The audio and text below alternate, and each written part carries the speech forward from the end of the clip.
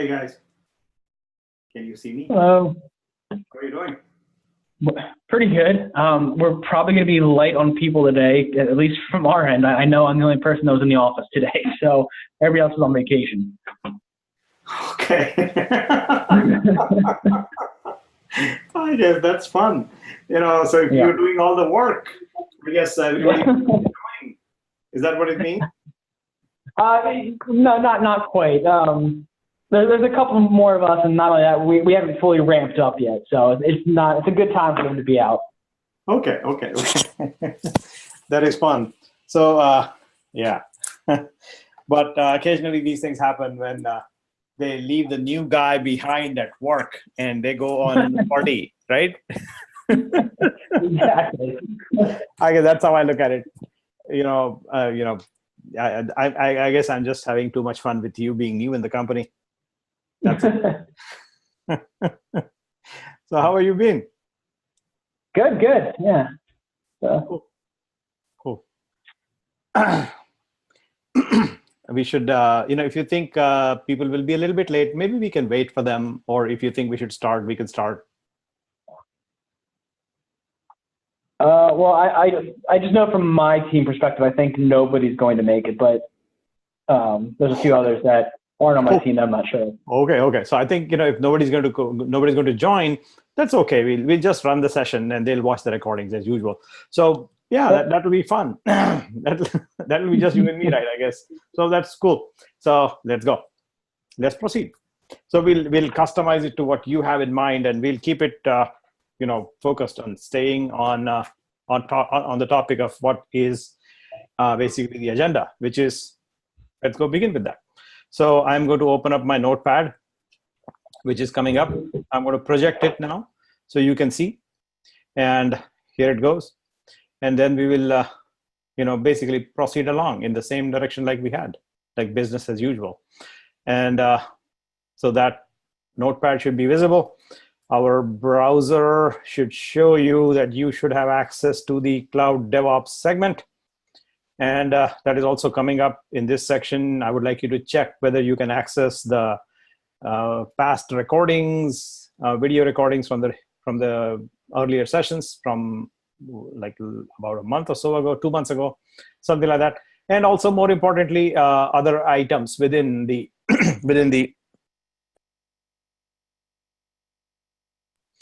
within the write-up here. There are a couple of things to note. For example, here are the video recordings, like winter 2018, as you can see right there. It will have about 8 recording videos from winter 2018 in January timeframe. They are already available for you to watch if you like, but I don't think you are interested. Similarly, there are other recordings available. You may not be interested in watching them. So we'll have a new section right there, just above that, created end of today, which is going to say spring 2018. That's where the new recordings will pop up, including the one we are doing right now. And then there is some reading material, like what is DevOps and what's the primary goal of business, and a bunch of other reading material, bunch of little things to read. They're there. I'm not making you read right now, but I will give you a brief summary of what those things actually are, and as we begin discussing the idea of what exactly is DevOps. So that's what I want to do. That's what I would like to begin with, this idea about the focus on Cloud DevOps. Oh, somebody just joined. Hey, Sridhar, how are you doing? Sridhar is muted. So maybe he's not. So yeah, he just came back from vacation, I suspect, on spring break. So he is all in a good mood. So what I was going to describe is briefly about what is DevOps and how do we put that to action in a real life situation. So that's what I was beginning to discuss. I have want to make sure that you can access the DevOps segment, both of you. And I think I did enable that. So you should, if you run into trouble accessing, please clean your cookies or try a different browser. If not, just ping me and I'll fix it. There should be no problem. I have already cleaned up my cache on the back end. I'm just doing it right now once more. And you should not have any access issues as far as I understand. But if you run into problems accessing, please let me know and I'll fix it. Now let's begin. Let's begin talking about what is DevOps. And why do we care? Like, why does it even matter to talk about developers and operations? And what is exactly this word, the DevOps word? What does it mean to us? And so if you look at the structure of this word itself, there are two parts to it.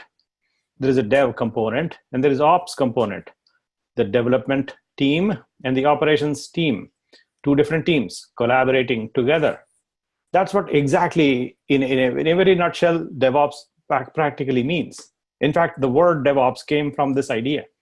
If you look at the word DevOps and try to define it, there are a variety of definitions that come up.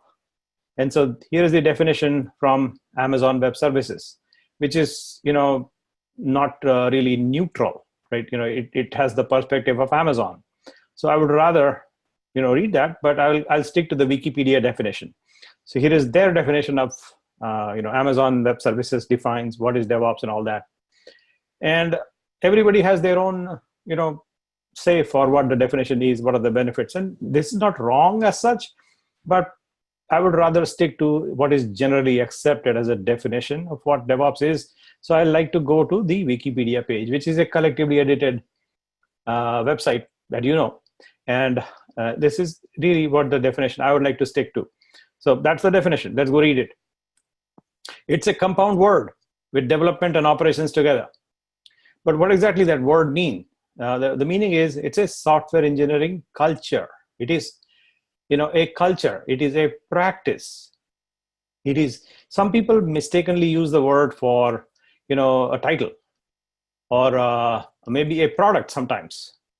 Sometimes people mistakenly use the word DevOps for other things that may not be the right meaning to it. So it is not a title, not a position, not a product, not a technology. It is how software engineering culture and practice as to how people work, how people collaborate. That's exactly at the root of this word essentially is a way of culture of how people collaborate to develop something. Let's see what they try to do here. It aims at unifying what? Let's see what that is. Of course, the two things, development and operations of the process of building software as a service and giving it to the customer. So the main characteristics, it's a movement, as people seem to label it these days. Again, these are not, they're generally accepted. A definition is showing up here. I have seen this evolve right on the Wikipedia page. The language evolves a little bit over time. You can actually see those changes in the history of this page itself. See how the definition itself evolves over time. Long ago, it used to be different, but now the currently accepted definition is right there. What it basically is trying to say is it's a movement that is advocating automation, monitoring at all the steps of software construction, from integration testing, releasing to development and infrastructure management. It aims to shorten the development cycle, increase the frequency of deployment, and a more dependable release in close alignment with business objectives. That's essentially what I would like to say DevOps helps people and companies enable that. So if you now look at this idea of what we just discussed, at the top level, when there is a company and the company is trying to service a customer, what they're really doing is providing value to the customer. Right? The value is typically in the technology industry, this value is typically provided in form of software services. Practically speaking, most of the time, some kind of service that we create in the company. And then we give that as a value to the customer. And this, once we give them value, they give us money. Practically, that's what happens. That's what business is all about. You give value and you collect some money as a consequence of that. That's the idea behind a business. Like that's what businesses are. That's why I actually suggested that you read this book called The Goal Book. Now, the Goal Book actually goes into that idea of creating value and how do you maximize your value for your own customers so that the company eventually will get compensated by the customers who are receiving the value that the company provides to the customer. That's the ultimate goal of business, right? Now, in the process of doing these things, what happens is if the company is making some components of this service delivery, they will have to basically do all these things like the definition calls out, is to construct, integrate, test, release, deploy, and manage the infrastructure with the goal of monitoring every single thing and automating the end-to-end deployment. That's the goal. So with that kind of a goal in hand, we'll have a variety of people contributing various bits and pieces of components, all that goes together in creating software as a service and delivering value to the customer. So let's identify who these people would be. In most companies, they will have people like people who develop software, people who develop, test infrastructure, people who develop the infrastructure for these machines, or like all the architectural design or implementation that I would like to generally call it as infrastructure for the underlying platform. There will be other types of people that will be responsible for, say, marketing, sales, business development. There will be people who support. There will be people who, project managers, people who will be program managers. So all these types of personnel collectively together, there are also other types of people like architects, for example. And maybe I'm missing a couple of different roles here that always are there in the big picture. So all these people are in a way collaborate. They collaborate to prepare their own components. The software developer will prepare their software. The test developer will prepare their testing. The infrastructure developer will develop the infrastructure. The marketing people will do what? Will they code? Will they automate? That might sound strange to some of you, but yes, they will automate their marketing campaigns. They will have to write not exactly the code like these guys write, but a different type of code that will actually enable them to automate their marketing campaigns. And I'll give you some examples if you haven't seen that. If you have seen such a thing like marketing people writing automation, that's a good sign. I'm happy that you know about it. But if you don't, let me just give you an example of what I'm talking about. So here is a product from an open source product called Mautic. And so that's the product here. This product is available in the open. It is marketing automation software. And so if you go to that website, it will describe what it is. There are like 200,000 organizations using Mautic, thousands of volunteers, 35 languages, and this is where you can run a piece of application that helps marketing people automate marketing. You may have seen this already in a variety of fashion. I use this software myself right here as a marketing solution. I have deployed the same Mautic software right here, where you can probably see that I am sending you emails, or rather my machine sends you emails to you, maybe not so much to you, but to other people who may be interested in signing up for the bootcamp, the next ones in the September timeframe, who may be exploring. The machine sends out automatic emails to them based on their interest, based on their opt-in behavior. And that's the kind of automation that is also necessary. And so marketing ideas or marketing people also need to automate their campaigns. And same with sales. They will have to automate their sales campaigns. And I just showed you an open source product. There are other commercial products like Salesforce.com is a commercially available solution set for salespeople. And they use this software to automate their sales systems, for example. This is the website for that. You may have heard of it. There are similarly other open source solutions to accomplish sales task management, such as Sugar CRM. This is a open source product available in, I think IBM bought them, apparently. I think so. IBM bought this thing called Sugar CRM. So it is available in the open source, but this is going to be a tool to help salespeople automate their sales process. Same with support people. You have this thing called what's it called? You may have heard of this called Zen Desk or something like that. There are lots of such desks. So here you provide customer service or customer support using the Zendesk software as a service. That's what, many companies use this solution. And like that, there are a variety of other tools available in the industry that will let support people provide customer support.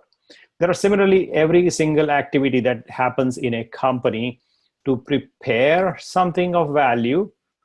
So we have a bunch of people creating their contributions, and they all are put together in form of a product or sometimes in form of a service. And that service is what is essentially delivered to the customer. And that's how a company typically builds value. And they want to build this value, give it to the customer to make them happy. That's essentially what business is all about, to make the customer happy. And when you make them happy, you give them value, they are typically paying you money, and sometimes more money, and depending on how much value you can provide. And so, like Boeing will make a plane. Boeing gives a plane to, say, Emirates Airlines, and Emirates will pay them boatload of cash. And that's how you make money, right? Just saying. So there are people in your company like you, for example, that create some stuff. It doesn't have to be just exactly a piece of software that you write. All these functions like software development, testing, infrastructure, marketing, sales, all of these are critical components of value creation. And my definition of what this thing called DevOps is actually extended to include all these people that are included in the pipeline to create value and give to the customer. That entire set of personnel or people or persona, all types of people that are involved in creating value that we give to the customer are included in the generally accepted word that I would like to expand it something like this, which doesn't make too much sense, but here it goes.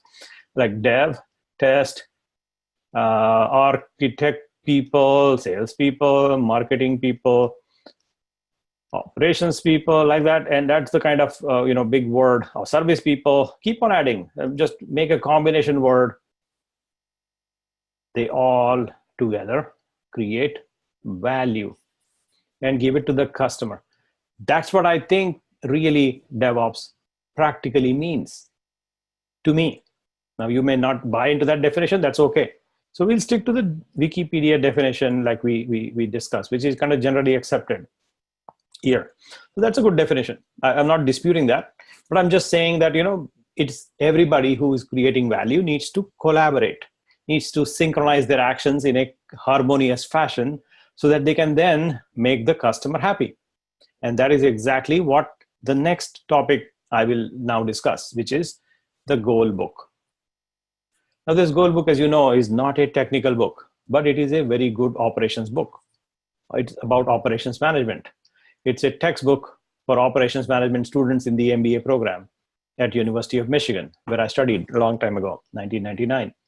And the professor who taught this, I think I mentioned in the last time, he was a Nobel laureate, and he was a famous person about operations management. He's, I think, not there anymore, but his learnings were very, very useful in all along that I have been practicing in every single way, in every single fashion that I can. And even today, I follow the same ideas, is to routinize the repeatable. I think I mentioned this last time, routinize the repeatable. Whatever you can repeat, make it a routine, make it a procedure, make it basically automate. Basically automate. Automate everything you can. That's essentially at the bottom of this concept of routinize the repeatable. That word essentially basically means automate the thing if you can. And if you cannot automate, do it yourself, because it is meant to be done by hand. Like ideas of thinking, that has to be done by you.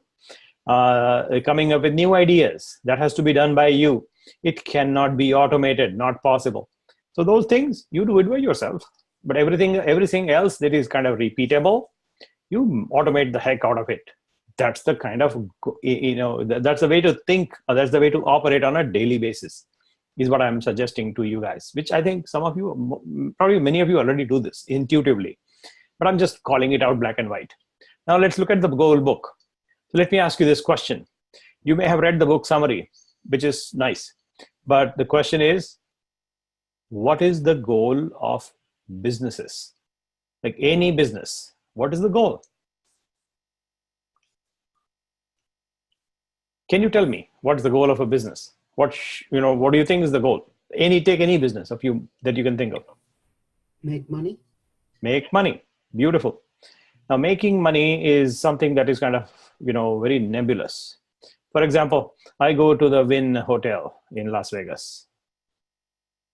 I go there and I find a machine there. There is a beautiful machine that I like to play. I go to that machine and I stand there and I give it $1. And as a guarantee, I get money. Every single time, I get money back. I get 4 quarters every single time.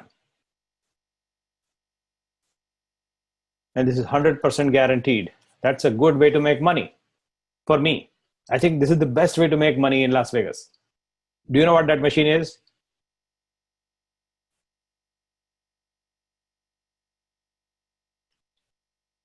It's guaranteed to make money. Slot machine. Huh? Slot machine.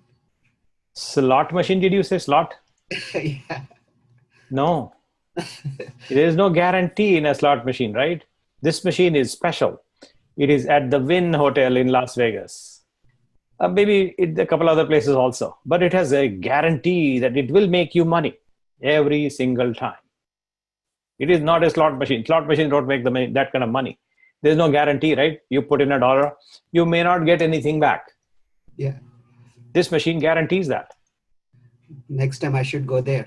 I know. Do you know which machine this is?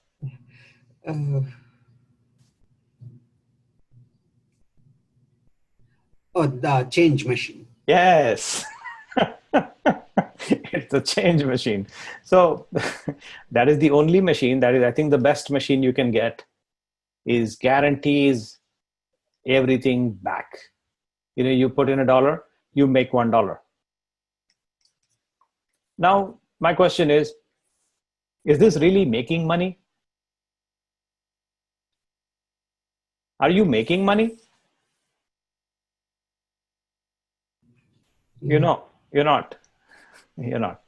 This is the best situation, by the way, in Las Vegas. Every other machine, you will lose money. Like you will put some money and you will get less back, not the money you put in. Every other machine in Las Vegas is worse than this machine. Every single machine I know. And okay. So this is the best machine you can get. But is this machine making money for you? This machine is helping to make money from the other machines. People will use these quarters. I got that. So I'm talking about you. Did you make money by using this machine? No, you did not. Because you got $1, you spent $1, and you got 0 out of it. You basically produced 0. Divided by $1, your return was 0%. Right? That was the return. Return was, whatever you made, you got minus you put in, divided by how much you put money in. That is the rate of return. You got 0% rate of return. That is not making money. This is basically a change. It's a break-even machine. Every other machine is a loss-making machine in Las Vegas. That's why it should be called Las Vegas. So that's my way of joking. So you can ignore that. But next, the real goal in business is to actually make $1.05 or something like that. When you put in $1, and then since you put in $1, the rate of return was 5%. That's making money, right? Because now you're generating new cash. This is known as a rate of return, or a return on investment, I would say. A return on investment. Whatever you invested, You invested this amount, you got this 5 cents extra, and that is the rate of return, ROI. Now this ROI has to be positive. If it is not positive, you are not making money. If it is merely zero, you're also breaking even. If it is negative, you're making a loss. So that ROI has to be positive is one condition, a critical condition of business success. That is one of the goals of business, right? Next one, the next goal of business is to keep cash flow positive. If the cash flow is not positive at any given time, let's say, for example, here is the calendar. And so here is January, February, March, April, like that, all the way through December. And if at any point in time, if you don't have enough cash to pay your bills, like, you have, bills accumulated of this size in the month of April, but your cash available to you is like down here, negative. So you cannot pay the bill because you don't have actual cash. So if your total cash coming in and total cash going out is actually in the negative, you cannot sustain in the month of April. You're doomed. Anytime if you cannot borrow cash or otherwise somehow get cash to pay your bills, and your net inflow and net outflow of cash, if this is not positive, like inflow minus outflow, it has to be positive. If it is not positive, your business will come to a screeching halt. It cannot succeed, cannot sustain. You want to have cash flow positive. Otherwise, your money will not run. You will run out of money. Your business will not run, which is a problem. So there are two critical things. The cash flow, or rather return on investment, has to be positive, is one. Second is cash flow also needs to be positive at all the time as you run your business. That's a key thing to remember. So now if you look at these two ideas, if you now focus on a business of, say, for example, a company that makes window blinds. Window blind. This is the company that makes blinds for, people. They sell blinds in multiple places in this factory. They have the factory. In the factory, they make window blinds. And so they decide that they are going to make blue colored blinds for some reason. And they find that this blue seems to be very, very interesting and attractive. So they make a ton of a ton of blue colored window blinds. And they, fill up their factory, and they run the factory at 100% utilization. And they are manufacturing these blue colored window blinds left and right. And they are piling up their warehouse. It is full of blue colored blinds. Now, is that a good idea to go do like that? Just to stock up your inventory, fill up the warehouse, and get ready for, people might want blue colored window blinds. So you just make them and keep that in the warehouse. This warehouse is full, brimming with blue colored blinds, and it's all stacked up and ready to sell. Is that a good idea or not? Should a business that makes window blinds do something like this? Keep the inventory ready. Inventory ready. Should they keep their inventory ready like that? Is that a good idea? That's a question for you. Nope. No, that's the right answer. Now, can you tell me why is it no is the right answer? Why should you not pile up your inventory? What if customer demands change? Yes, exactly. Bingo. That's a pinpointed answer. Exactly. What happens is, if you have this customer and they like pink window blinds and you made blue window blinds, then you are basically screwed. They suggest, they want to pull pink colored blinds from the factory, but all you have is blue colored blinds in your warehouse. then you're basically screwed. So what is wrong with this model of manufacturing blue colored blinds when the customer needs pink color blinds, or rather you don't know what they need, but you just make blue blinds assuming that they need blue? Is that you just made an assumption and you try to push your blue colored blinds to the market. What happens when you try to push that? You reduce your price. And when you reduce your price, what happens to the profit? It goes down. And then your business is basically doomed. That's not what you want. So you want to not make your blue blinds and full of blue blinds in your warehouse, and don't pile up your stockpile of inventory ready to sell without actually consulting with the customer, whether they like to have pink color or red color or God knows whatever the color they want, whatever they want. So the key thing to remember is pushing is a bad idea. Getting pulled is a good idea. So let the customer decide, like this is the customer, let them decide what they want. Let them tell you what they need from a pull request. I'm just using the Git language for pull request, but actually the way it's not about pull requests. So let me take that word back. Let the customer drive the demand.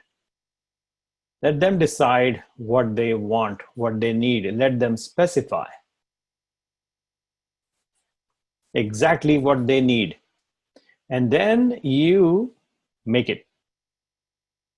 Make it fast. Make it exactly in line with the specification. Make it meet the specification. Make it on time. Make it good quality. So quality has to be in line with quality, and quantity, of course, has to be in line with what the customer expects. And you have to do this action repeatably. Like keep doing this automatic, almost magically. That customer says, give me a pink colored blind, and you just boom, ship it. Customer says, give me a yellow colored blind, and you ship it. And you're able to do this action in a very, very agile fashion. That is where the word agile, you may have heard of and used it already, agile ways of software development, agile ways of doing things, agile way of business. All of these things are not new. In fact, this DevOps word itself is like a new word. It's maybe 10 years or more. Let's see who came up with this word. I think it's the DevOps was a word created by, what's his name? Jedi B.E. Yeah, this guy. Patrick Dubois, this gentleman first time wrote this word DevOps right here on this website about 2000. I don't know they don't have a date for it, but he's the one who first coined this word DevOps and started using it. This word actually is relatively new, but the idea itself is not new. You know this already in the word agile as a frame of reference of doing software development right here, agile software development. You have heard of it already. So this applies to software development only. Like, I mentioned here up ahead, we said, all these people, the software developers, they use the agile method. And they have been using it for quite so many years now. Prior to this agile method of developing software, there was this other method of waterfall-based development of software. Like Windows used to use, when I was at Microsoft, Windows used to use the waterfall method of software development. And that was the reason of why development of Windows was kind of slow. You had Windows Vista, and then prior to that, Windows XP. And so in, I think, 2001 timeframe, this is 2004 timeframe, 5 timeframe, and then came along, you kind of sort of know the timelines. Microsoft used to ship a new version of software every 4 years, roughly speaking. And roughly, give or take. So that was a slow process. It was a way of developing software, the old way of thinking, where the idea was waterfall. You probably have heard of this already, and if not, just correct me. I'll elaborate more on what waterfall is. You can read a little bit more on waterfall model of development right here. Waterfall model of software development is there. So you can read that. I think you know this already, so I'm going to skip it. The same idea when you modify this method of operations and apply the newer agile method of operation. This concept, as it applies to software development, has been in practice in multiple companies, and even Microsoft adopted it even in Windows. And therefore, now you know that Windows 10 comes with a new update almost on a yearly basis. So they have expedited the development and rollout of new feature sets, starting with Windows 10, maybe Windows 8.1, or sometimes something like that. They switched in Microsoft and they started doing the agile way of software development. But the problem with agile, as it applies to software development, is limited to only these types of people. And so the idea behind DevOps is to extend the same idea across the board to all these people, like test development, infrastructure people, IT people, sales, marketing, support, program management, project management, architects, every single thing that goes along. You need to think like what agile people think in the software development arena. Now, this agile word is also kind of new. But if you look back at about, say, 50 years or so, there used to be this thing called TPS that is known as, not Tacoma Public Schools, but what's the name they use? Let me just search for it. It's Toyota Production System. So Toyota Production System is the system that you can read more about here, is the system of manufacturing cars in 1948 timeframe through 75. So that's where the new system of manufacturing automotives came into play. The system essentially is about manufacturing. And it is a well-known fact that, older times, Japanese cars were considered to be a little bit more efficient and more reliable compared to US cars. This is like history. Now I'm talking about in that time frame here, which is in the 70s, up to the 50s and 70s time frame. In those years, Japanese cars were considered to be a little bit more efficient, more reliable compared to their US counterparts. That was the case. Now, why was this the case? This is primarily because of TPS. The Toyota Production System, as was applied in this time frame, helped Japanese companies to do things differently than what people did in our country. They did differently. What did they do differently? Do you know? What people did in Japan, in Toyota company specifically, different from any other automotive manufacturer? Do you know that?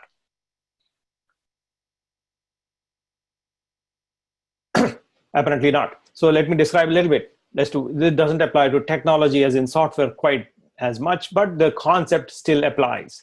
This concept actually came from this person known as Taiichi Ohno. And so this is the person who coined the idea. So this guy is, he was in the Toyota city in Japan. He was an industrial engineer. And what he started doing in those older days was that if you have a assembly line where you are manufacturing, of course, cars, and to be specific, Toyota cars. And you have the assembly line of cars. So here's the assembly line. And it is slowly moving towards the customer. And here are raw materials. And so you put raw materials in, and as you try to assemble them at various parts and pieces and bits and pieces, as the car progresses towards a construction and a fully constructed car, and it goes to the customer on that assembly line. In the US, it was considered to be a taboo to stop the assembly line. Like nobody could stop the assembly line because this was considered to be the pipeline of creating value to the customer. It was considered to be a pipeline to send value to the customer, like this guy. And so you're creating value and you are stopping the what again? Why? You stop the assembly line? Don't do that. That was the way of thinking in most other companies other than this company. But this company thought different. What they decided is to let everybody in their company feel comfortable with the idea that it is okay to stop the assembly line even if you see a single defect. a tiny little defect, like here, for example, the person who is, tightening the left front wing nut in the car, that person who is doing it by hand, he notices that the pressure, the tension, or I should say the strength at which the torque is applied to the left front wing nut is not exactly according to the specification. And that's what he notices. So he or she was entitled to stop the assembly line from going forward if they notice this tiny little defect, that the left front wing nut is not tight according to the specification. So whatever the spec is, if it is not meeting the spec, you test it and you find that the left front wing nut is slow, for example, or not tight enough, you just stop the entire assembly line. That was the idea. In Toyota, they gave everybody on the floor permission to stop operations.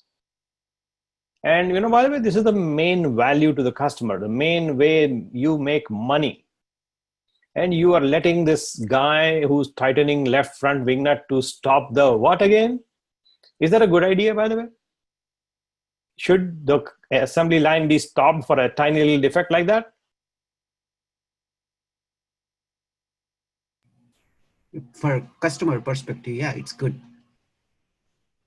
From this point of view, it is a good idea to stop the assembly line, correct? Yes, but from the factory's perspective, is it a good idea? I think that's what the Boeing follows, I think. Because of the FAA rules, everybody has authority to stop the production line, I think. Correct. FAA says, and that's the right way. But FAA says to stop the production line if you find a defect, and that's a good thing, but that's the rule saying, right? We're not talking about rules. I'm talking about making money. Of course, yes, you will follow rules. Fine, nothing wrong with that. But my question to you is it a financially beneficial to the company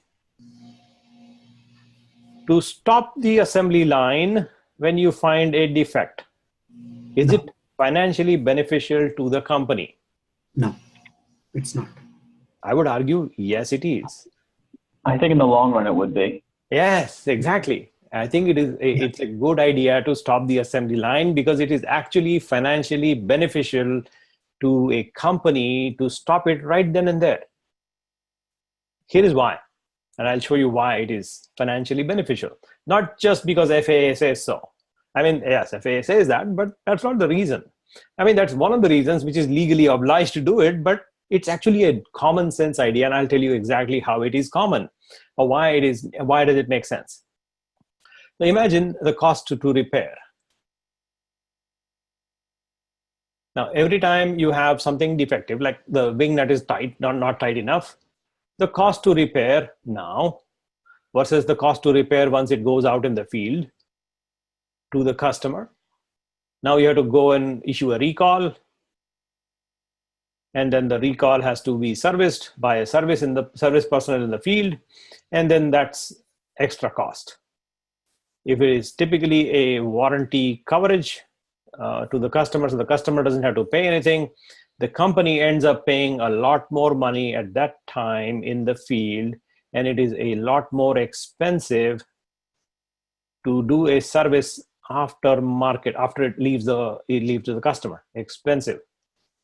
It is more expensive to the company to spend and fix a defect later on, as opposed to doing it early in the cycle, early in the pipeline. If you find it and study the actual cost involved in stopping the assembly line and making sure that not only this particular car, but every single car that goes through the automotive supply chain is correctly targeted with the appropriate attention needed for the particular component you're looking at, basically no defect. If you find that and fix it right at the source of the problem, the overall cost to the company is actually lower to fix it right then and there compared to doing it later on, which is a very expensive proposition if you do it after the car leaves for the customer. That is economic study that many companies have done. And that was the whole basis behind this person coming up with the idea called the Toyota Production System.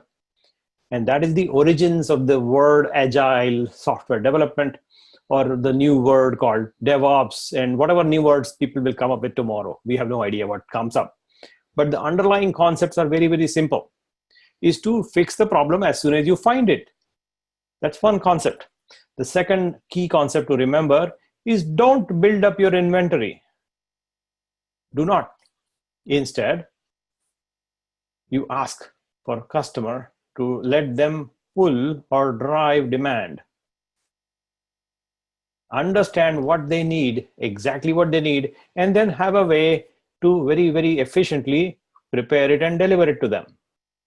Now that efficient delivery requires you to operate in a collaborative fashion, in a way, I would say, an agile fashion. Now this word agile is the English language word agile. The meaning is very simple. Let's go see what that word means. It means to be able to move quickly and easily. That's what it basically means, right? So you want to go do things very, very quickly in response to a customer demand, and you are able to deliver it as quickly as you can at that meets the exact demand that the customer has. And you are able to do this repeatably.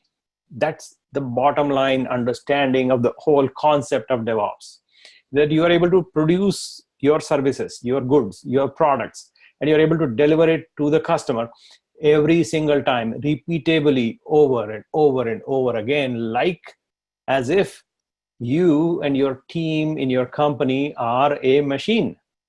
Now that can be possible provided you clearly identify the tasks involved and then divide them into two parts.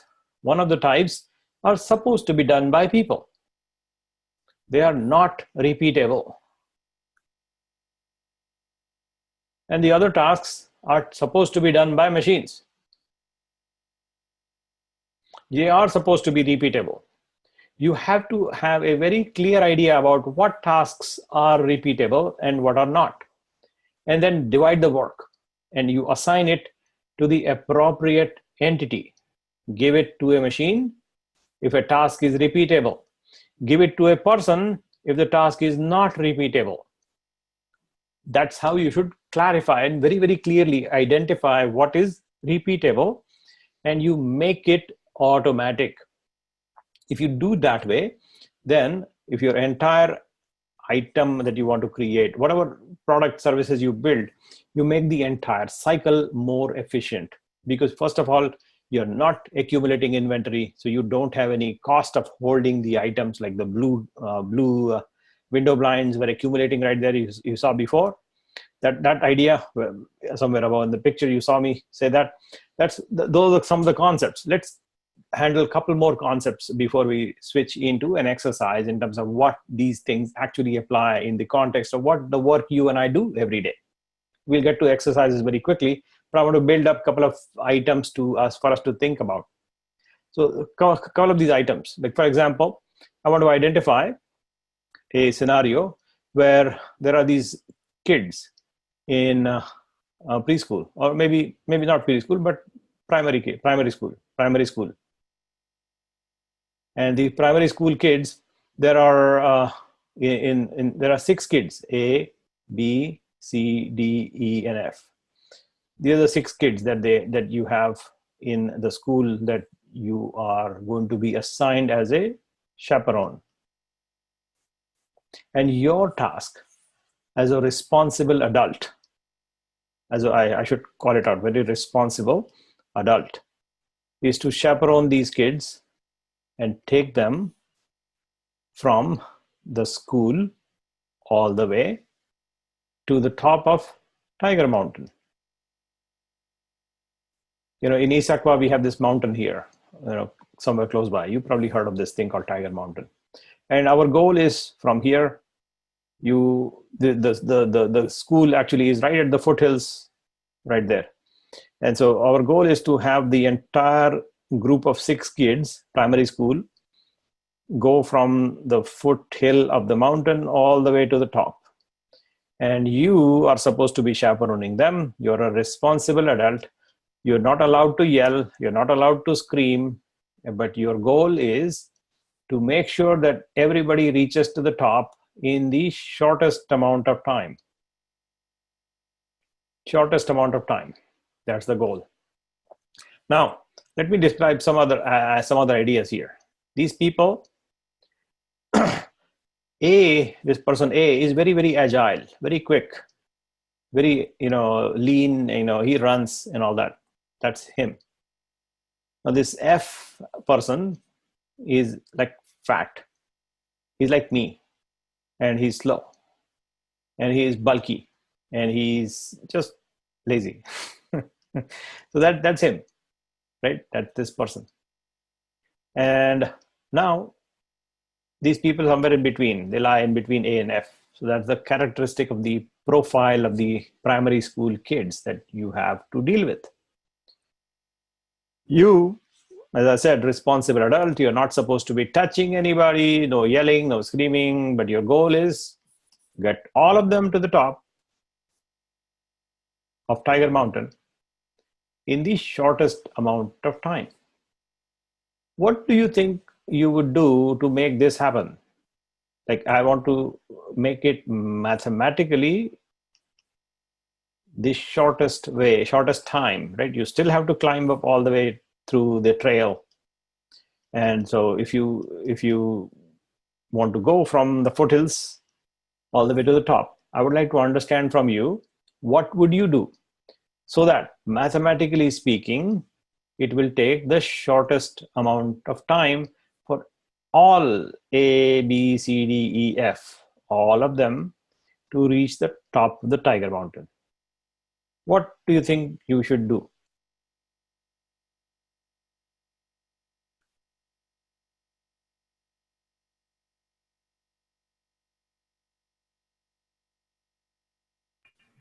Stay together and do it, like a teamwork. Sorry, say again? Like a teamwork, stay together and do it. Yeah, stay together. But what happens is, you're not holding anybody, you're not touching anybody. As I said, you cannot touch, no touching, no screaming, no yelling.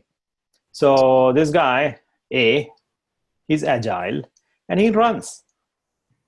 He runs ahead. He's already half the way. And this F person is behind, right here. He's slow. He's slowly climbing uphill. And he's right here. And this A is right here. And B, C, other people are across the way. And you, I don't know what you are doing, but you're somewhere here, trying to go here and come back, and you're kind of, in a difficult situation.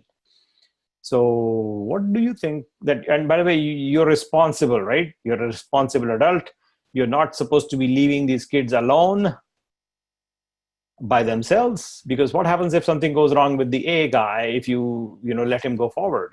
Or what happens if with the F guy if you go catch A and go to ask him to stop? By the time F goes in a situation where he's lonely, and you don't want that to happen. So you want to make sure that the kids are together with a chaperone, which is you, and you're a responsible adult. So you're not letting them go to wherever they feel like, but you have to accomplish this idea, is to let them go to the top of the mountain in the shortest amount of time. So yeah, staying together is a nice idea, but how do you make this happen?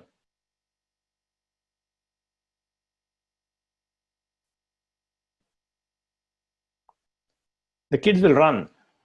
Like, you cannot do much about it. They will run. So you have to do something very, very systematic to make this happen. You may have seen it, by the way. You may have seen it in Issaquah, in Sammamish, and other parts where we live. You will see morning hours when you go near a school. You will see something very unique. In some cases, you might have seen that people will cross the street. Kids will cross the street in a systematic fashion. What is that thing? Do you know what that thing is? Holding on to each other? Or Yes, that's one way. That is correct. That's one way. So they can hold each other. Yeah. But there are other ways, like, that's one idea. But how about the arrangement of these kids? Like, do you want A to go forward? Do you want B and C to go forward? Do you want you to go forward ahead first, or you want to be at the back? How would you structure the group so that they hold hands properly and walk?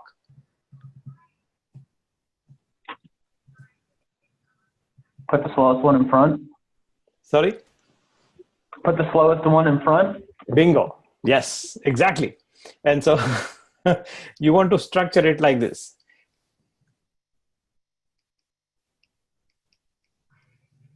And by doing that, what you're really doing is making sure that the slowest one is in the front, and he is the one who's leading the charge. You are behind. And you are making sure that they all go together. By this is the slowest guy, and this is the fastest guy. And so you will find that this person cannot really run forward because you have given them an order in which they will walk. So the slowest person will be the slowest, of course, and you want to drive them, or rather make them go all the way to the top of the mountain in that fashion. Now, by doing that, this is actually mathematically the fastest you can reach the top. Is the slowest one is the bottleneck. The bottleneck is actually right here. This guy is holding everybody down and not letting these people run forward. That's another key idea I want you to think about and discuss. And I'll discuss this idea of bottleneck in a moment. But the concept here is that this F person is slow. And so that's an unfortunate fallout, because you were given this task of making sure that all these people need to reach together at the top in the shortest amount of time. And that's what you accomplished. And you know as a fact that this F person is slow. So mathematically, the fastest amount of time is the speed at which F can travel. So if F is slow, then the whole group is slow, because that person is the bottleneck. So this is how you would actually think. Now, there are a couple of other things you can even further do to refine the process and speed up. What can you do? For example, I know this fat guy, he likes to carry a huge backpack, and he is like full of other things to eat, and he carries a bunch of things in the backpack. He's like fully loaded on the back, and that's one of the reasons why he is slow. So what would you do if you know this thing? Give his backpack to A or somebody else. Yes. Yeah, give his backpack to A, maybe other parts to other people, right? So that is called, what I call, this happens, by the way, in companies. You may have seen it in your company, other companies. What happens is, if you have a common team, let's just use the same names, A, B, C, D, E, F. This is a team of people that collaboratively develop something. They work together to make something happen. And the important thing is that you will notice is that in your teams, in your companies, you have, people like you who are like A. They're agile, they're quick, they're smart, they're efficient, they're able to operate, they're able to iterate very, very quickly. And you have those other people in your team that are kind of slower than you, right? They exist. I'm not, you cannot do anything about it. They just are a fact of life. People of all types exist. They are everywhere. In every company you will see, the biggest, best companies and the smallest companies, you will find that these kind of personalities just are a fact of life. That's how people are. I mean, you cannot do anything about it. Some are slow, some are fast, some are good, some are not so good. And you have to just make sure that they are all together in accomplishing a goal. The goal can be whatever the team's goal is. The goal in our case was to reach the top in the shortest amount of time. That was the goal for this team. But in your case, it could be a different goal. I don't know what the goal is, but you know. And you are like this guy. Fast, efficient. You're able to run. You're able to run circles around this guy and finish off your work while the guy F is not even beginning yet, or just about to begin. You're able to finish your work and you're running circles around him. That's a fact of life. You see this all the time in every single company, almost in every single team. Now, what happens in most cases is that there is this manager person will typically allocate some of this guy's work to other people and spread it out. This is what is known as what I call peanut butter spread. There are other people use other names, but you basically are spreading the work or distribute the load, load balancing, other names people use in various companies. You take the work from F and give it to other people. That happens as a fact of life. The other fact of life is when this distribution happens, it doesn't actually generate more money for A or B and doesn't take away money from F. Does it? No. They just get you the work assigned to you, and you guys are going to just take that work and make his work lighter a little bit. It doesn't increase your salary magically. That salary doesn't change, but you're just doing the work. That is a fact of life. Just most people, understand this and just do it. They just do it. Now, it's a good thing to be able to, have a situation where you are the A personality in a company, in a team. It's, of course, a bad thing to be the F person because you are being the bottleneck. But if you are a personality in a team and you're doing this A persona over and over in every project, and you are getting to a point where you are creating new products, you're building stuff, you're working hard, you're able to not only do your own job, but also get other parts of work from other people. Does that sustain in a long run for you? Is it a sustaining idea long term? You're doing it for like multiple years, year after year, and you're doing it other people's work, and you continue to operate like that. Is that a good idea for you as a person? Nope. No. The answer is no. It's not a good idea. Correct. You're right. So what's the right idea in that case? Is to find another team, right? You switch away from here and you go to a different team in which you are probably not the F, but maybe a B or maybe C. You find a different team when you are learning something new, and you are eventually moving yourself in that direction, and you are able to refine your skill. You're able to improve and do what you were doing much better than other people. Eventually you become A. And when you become A in the other team, that you transition yourself from this team over to another team, another work, another group, another company, whatever it takes, then at that time you become an A in that team. And when you become the A in that team, you work there for a couple of years or maybe a couple of months, depending on what you feel is appropriate. And then you switch again to another team in which you will become the average, and you want to grow over time because you learn. Sometimes you may not be the person who is literally the average. You can probably join right as an A in another team. But the question that I'm really pointing out to you is, being an A might sound like a great idea, but it's not really a good idea. Not really a great idea all the time in a long-term sustainable fashion. It is not a good idea. Just take it with a pinch of salt, because I'm trying to build an argument. Like, being an A player is a great thing, but don't get me wrong. But just sustaining that like forever, month after month, year after year in the same team and getting boredom and monotony and other people's work and without expanded scope of responsibilities and coverage is generally considered to be a bad idea in the long run. And I hope you understand what I'm saying. Now, with the same thing said, what I'm really trying to say is that there are people like you who exist, like A players. They will be there. I want you to think of your own career as you grow into whatever you want to grow towards, into identifying what are you doing for yourself so that you can make that contribution to the whole team together and produce value. That's what you really want to do for the customer. That's what you're really doing.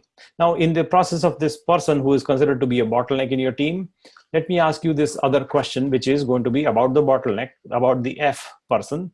So you have these 6 people in your company, in your team. And this person is the, as I said, bottleneck person. He or she is slow. Now, is that a good thing to have? Or is that a bad thing to have? Good thing or bad thing? What is it? Is having a person like F in a team good idea or a bad idea? Both good and bad. Okay, I think that, yeah, it's a good thing and it's a bad thing. It's both, you said. I think that's the right answer.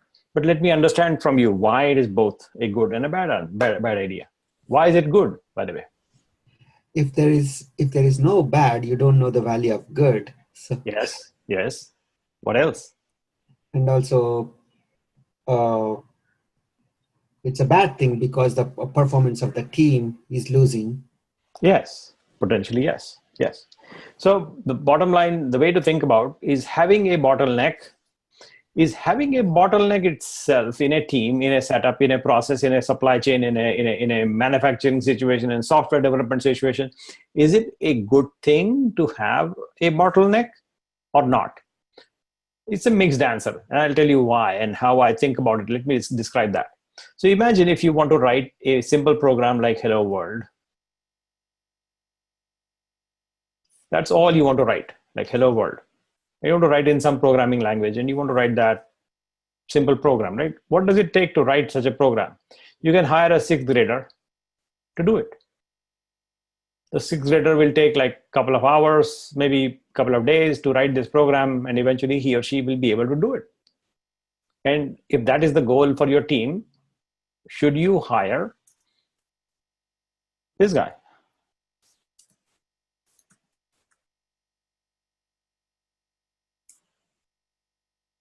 Should you hire this person to write that Hello World program for you? Because that is going to be no bottleneck at all, right? Sixth grader, Thorvalds. Who do you want to hire? For the project is to write a Hello World program. You can hire a 10th grader maybe, 10th grader or 12th grader, high schooler, and they will write a Hello World program for you comfortably. Should you hire this guy? No, it's very expensive. He will probably not even be available. So hiring a no bottleneck situation is a bad thing because it is going to be really, really, really expensive to get to remove the bottleneck. Should we not have F at all? Should we not have a bottleneck at all? Is that such a possibility? Can we have a situation when we don't even have a bottleneck, like we have A, B, C, D, and E, and F is gone? Now what? Do we not have a bottleneck anymore? Now ease your bottleneck. Yes, exactly. So the bottleneck is not going to go away. Bottleneck will stay. It just moves from one location to the other. It doesn't go away. It is a necessary evil.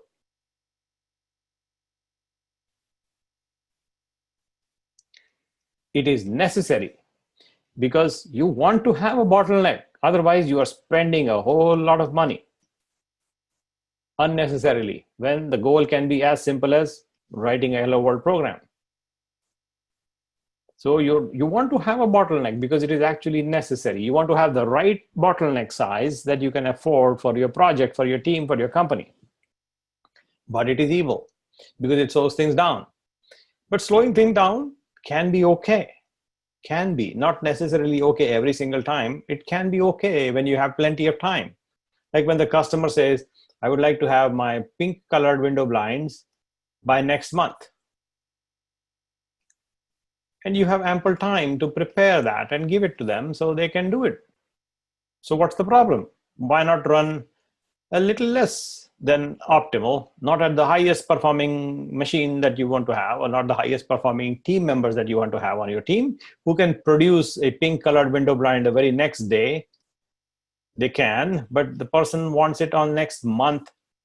So you don't need to manufacture, don't need to create it very next day, because now you are overspending.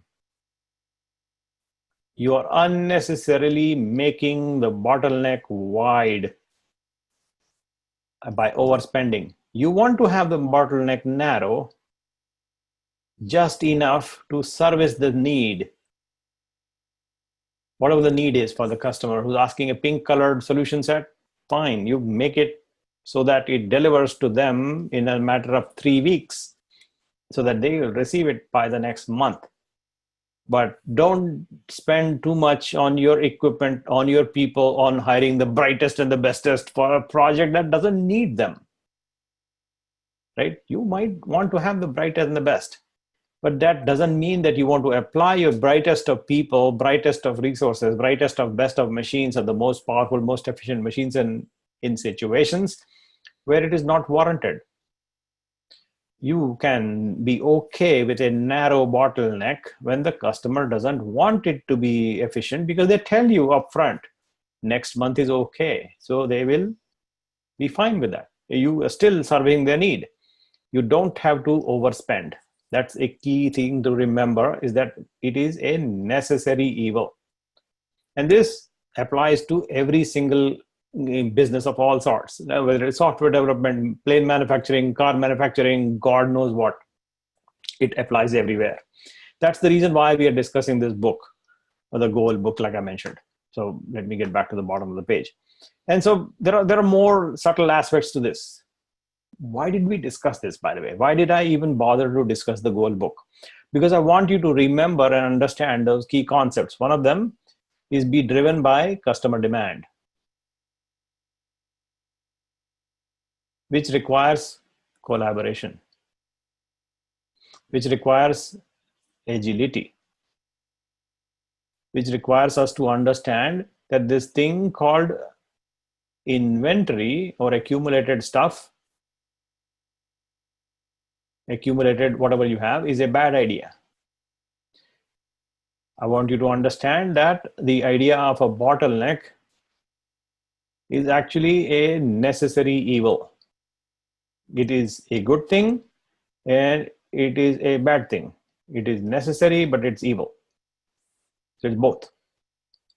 I would like you to understand the idea that you can apply these concepts to making a business goal successful by making the return on investment positive and the cash flow positive.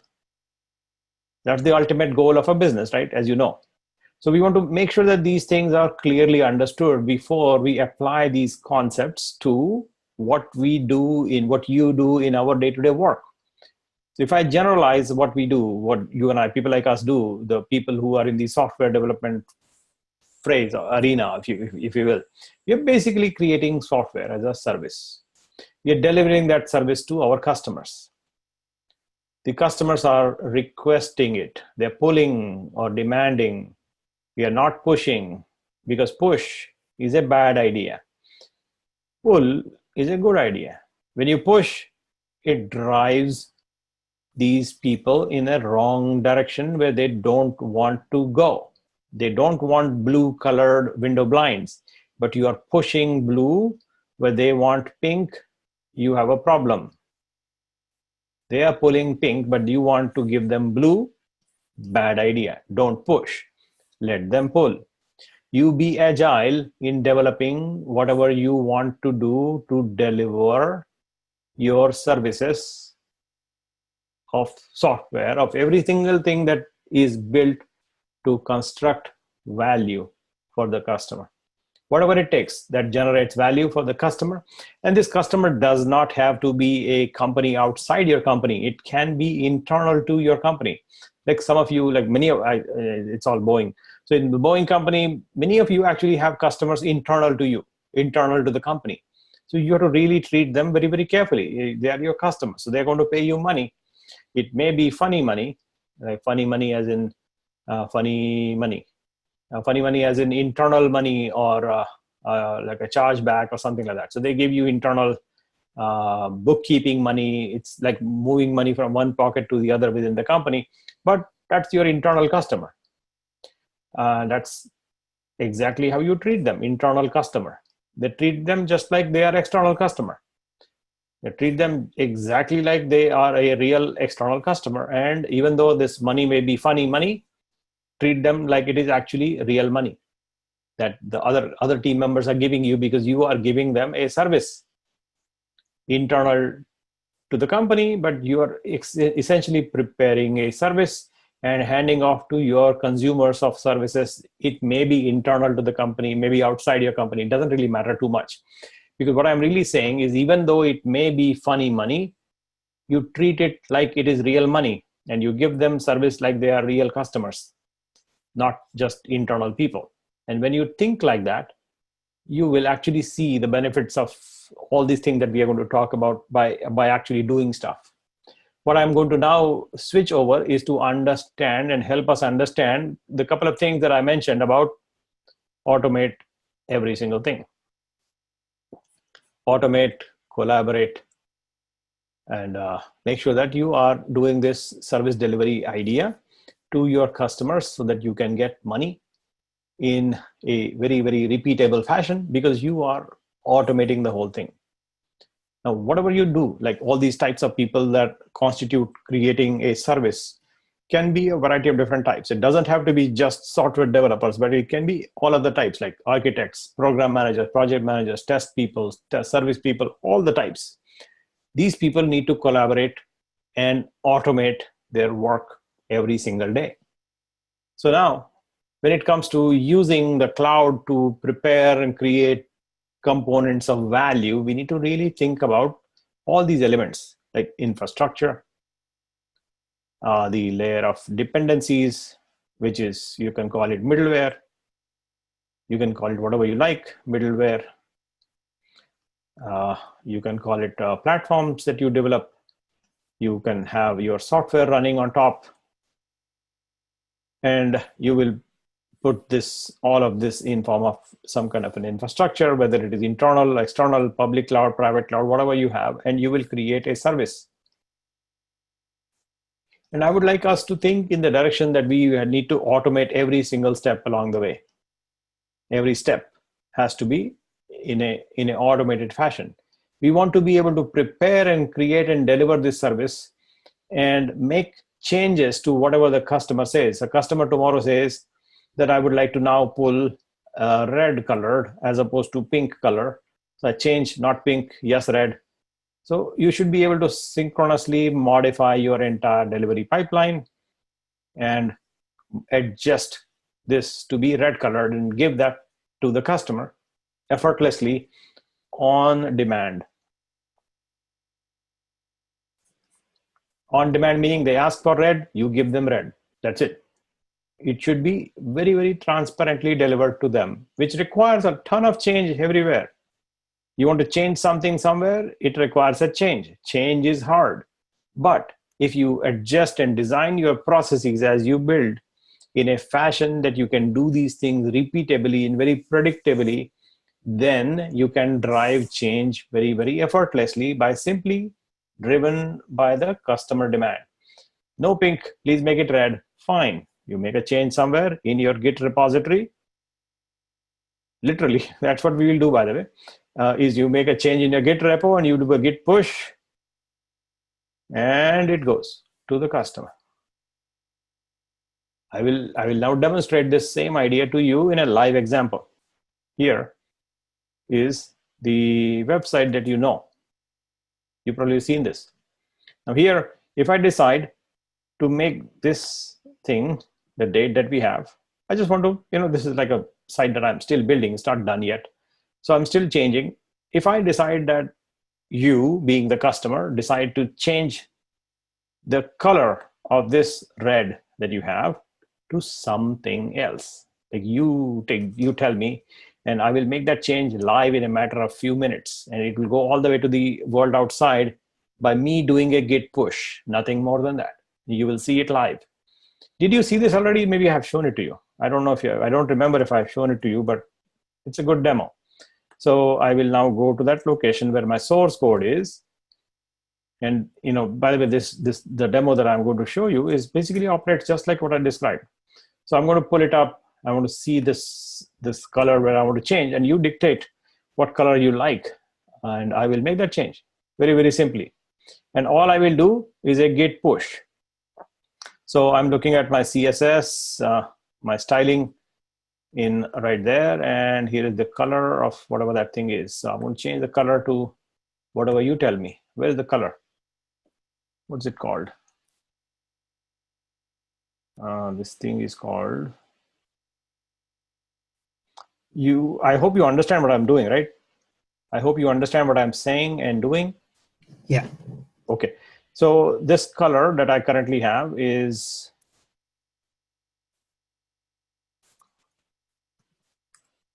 so you dictate the color that I have here. And you tell me what color you would like to have, and I'll push the color out, doing a git push action and no other action, and you should see this change popping up to the world outside. And so here we go, color hexa, and you pick your color. Here is your current color is, I think, F04100. That's the color I currently have. So you pick your color choice. I will push it. All I'll do is git push, and I'll hold my hand like this, and you see it go live. That's the kind of accomplishment I would like you to be able to accomplish in a live deployment in your company, in your team on a daily basis.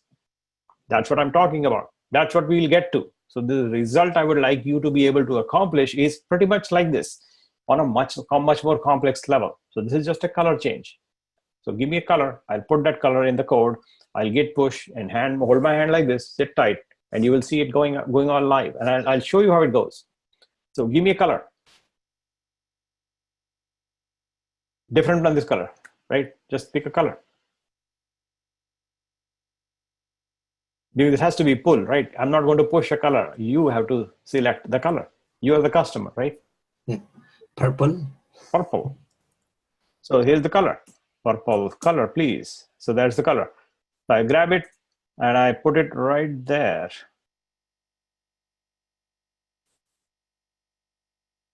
And then I save it, close it. Then I locally test it quickly. So I make sure that it is actually purple before I send it. So I'm locally testing. Okay, let's see where the local test is. Okay, locally it should now show me purple. There it is, purple already locally. So now I will push. I will go like this and say git status.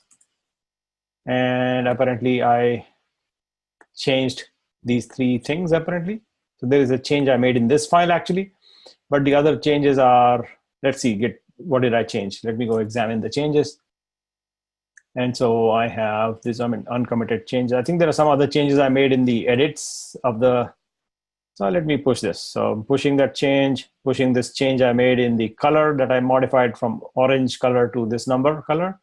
So taking that change and taking this image change, and that's it. Now, other things I don't want to push the other changes. I'm saying committing and pushing this change to purple and commit, and it is going out right now to GitHub, and there it goes. So it completed successfully. Every single thing I have done is basically complete. All I did was to do a git push. Now let's see what's going on behind the scenes. You will see every single thing is automated. So you go to GitHub, and there you will find that this repository that I have in question, I just pushed 20 seconds ago. So this 30 seconds ago that was pushed, changed to purple, is what I basically sent to GitHub. Now what has happened is in the back, there is an automation tool running that will pick up from this particular Git repository. It will actually get notified automatically. The thing that I will now go to is a website called Circle CI, which is a continuous delivery, continuous automation tool, CI/CD tool. I'm going to log in, and there I will find something is happening already. I will find that it is running some process right there. And it is running what? The change to purple. And this purple change is actually started 1 minute ago. And it is going to be finished soon. It is doing the thing. I can walk you through this detail exactly what's going to do. But it's basically bundling, compiling, testing, making sure that the change doesn't break anything. And then it will do the deployment, like end-to-end deployment, all the way to the cloud. It will even go to the content delivery network and clear out the cache. So for example, it will go to the Amazon console where I'm using my content delivery network. And you will see that, let me log in. And by the way, I'm just doing this as a demonstration for us to drive a point across, because that's what I want you to accomplish in real life. So let me just log in and show you that the CDN will also kick in and will flush out the invalidations that are necessary for the change to proceed and go live. So if you go to CloudFront, you will find that the latest invalidation here is 4/11. So this is like a couple of days ago I did that, the last one. Today is 11/4/13, which is the one that invalidation will new kick in a minute or two. This new invalidation will kick in just now, right now. It is still building its thing. And once that building and testing completes, it will go and run an invalidation right there. So this invalidation happened. The invalidation ID was this ID number, NEX. So 9NEX is the invalidation that happened like 4/14 at this time. So if you go back to Amazon and you refresh, and you will find, by the way, the change is already live. It should have been live by now. So invalidations, if you look at the invalidation is in progress. It's running right now. Invalidation will finish, but you should now see purple. You already see purple on the website. So go to the cloud seminar, you should see purple already. Not here yet. Maybe invalidation is not completed yet. So this is still in process. It should finish and it should clean up and show you purple right on that website in a matter of 3, 2, 1. Come on. It'll be a bad demo if I don't succeed, but that's fine. We'll figure out what's going on, and we'll go to a different browser and see what's the browser. Maybe its browser is caching locally. So I'm going to basically go to another browser to see whether it is purple or not. Or is it purple yet? No. Oh, there it is. It is purple. So it finished. It became purple just now. Right there. This color of the ink is purple in this browser. What about here? This browser? Purple, please? No. So I'll open an incognito window and open, and it should show me purple right there. There it is, purple. So you see, I made a change. I pushed it. All I did was git push. That's what you should be able to do. I would like you to enable with tools and capabilities and processes and ways of thinking to make it for your company in your projects. So let's do that. There are lots of tools to make this happen. It is not an easy one. It is nerdy. It is hands-on. It is going to take a lot of different pieces to put things together for this kind of a magic. Apparently, it's magical. That all you do is you do a git push, and you see that the change to purple automatically get picked up by every single tool and goes live all the way because you did a git push. That's all I did. I made the push and I changed my color from the earlier color to the new color you selected, and I pushed, and it went live. Now, let's look as to what did we do and why it is relevant, and how do we do this for your own examples, your own cases. So let's go look at that. I am going to now go back to that whiteboard, wherever it is here. So you saw me do this, and that was a very, very simple, short demonstration to actually understand the bigger picture. Is what we are really trying to drive towards, is to be able to give you the ability, the tools, the things that are needed to make this for your customers. Internal, external, no matter what. It doesn't matter. But let's understand, what does it go under the hood to make such a thing happen? Like, what does it take? So we have to now focus on nuts and bolts, bits and pieces, to understand them item by item as to what needs to go on to make a change happen on demand.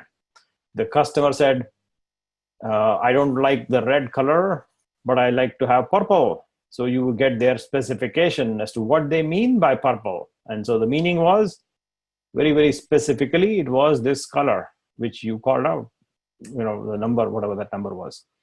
The number was, where is that number? This number, right? I said 8080. That's the number.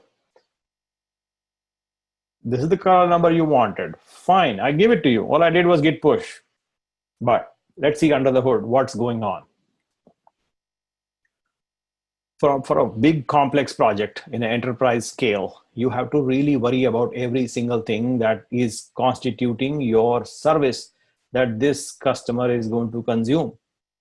So the customer is going to consume it at some endpoint. Behind the scenes, there will be a ton of things and a ton of complex things that go along to make the thing available and visible and usable by the customer on demand, driven by demand. They dictate and you serve. That's how you make, when you serve and you deliver, that's how you make money. You make money because you service. You give them service, they give you money. It's a fact of life. That's how every single thing works. Every business works like that. And so, by the way, that is the goal of the business, any business. So we want to now understand what is going on under the hood, like here. We have to worry about, at the very, very foundation, worry about infrastructure. Sometimes these customers will want to have this on-demand thing scaling like crazy, like rapidly scaling on a very large scale, depending on how many customers you have and all those things. The infrastructure has to be scalable. Scalable means it grows and shrinks, or it grows and shrinks, depending on what type of scaling you're talking about, vertical or horizontal scaling, or scaling in, out versus scaling, up and down. Those two types of scaling, I think I mentioned already long time ago. The infrastructure has to scale. Infrastructure has to update itself to the requirements that this customer is asking you on demand. Whatever they demand, the infrastructure has to accommodate. Then you have to have intermediate things, the middleware, whatever the elements of pieces of software that needed to make the changes that the customer is driving and demanding. You make that changes happen in the middleware. You make the same changes happen in your software application that runs on top of the middleware. And that's how you are able to produce an outcome that goes to the endpoint that this customer is able to consume and be happy about. And that's the kind of tooling that we have to now understand. What does it take to make these changes actually happen for real? And every single thing that you will do has to be documented in a Git repository, ideally. I use Git because I think it is a fabulous tool. It is also open source. So every single thing we'll do, we like to put that in a Git repo so we can really understand what was the thing before and what is it now. And so if something goes wrong, we can just revert the change. How do you revert the change? You just go back to your Git repository, pretty much like that, and say, my repository, and say, in that repository, I would like to now revert the change. And so here I go in my repo, in there, where is my CSS, or my styling, in the coloring, right there. And here I say that my color was this color. So not the purple color, because apparently that was not what the customer really wanted. They wanted to revert back. So I just revert. And I reverted, and then I go to my Git repository again, check my status. I find that I am going to revert. And then I see that my changes are going to be reverted back to how it was. And I accept the change, and I commit, and I say, oops, change reverted, and then commit, and I am basically done. That's how easy it should be for a company or for a team like yours to actually pull things off. That's the goal I would like you to have for your own projects in your company, is to make things so easy for yourself so that you can make the customer happy on a repeatable, predictable fashion every single time.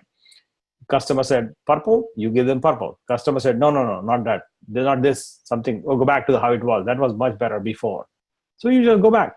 That's how it takes. That's all it takes. I'm going to see that there's a new push. It says, oops, change reverted. Fine. You will, in a matter of few minutes, you should see the color back to how it was. So that's what we are talking about. Now back here, back in this picture.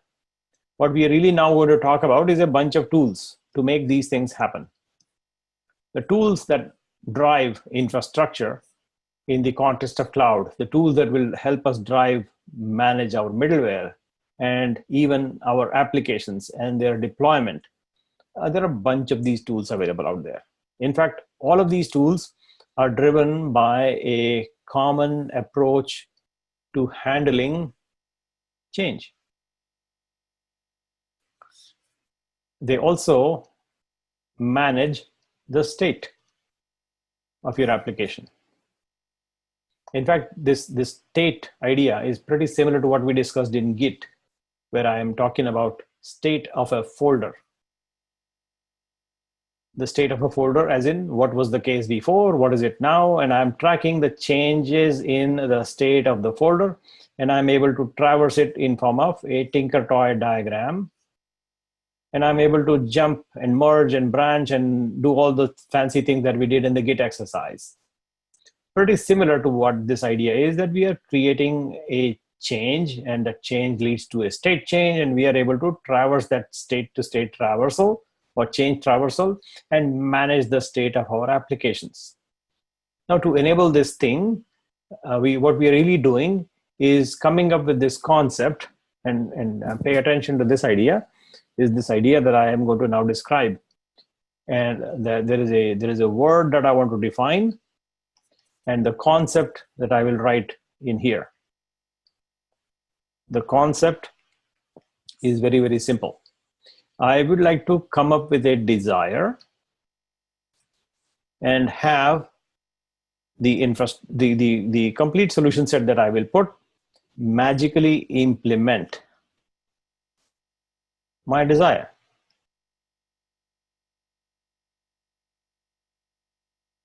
That is what I really want to happen. I will write down my desire in black and white and run some code, and it will implement my desire.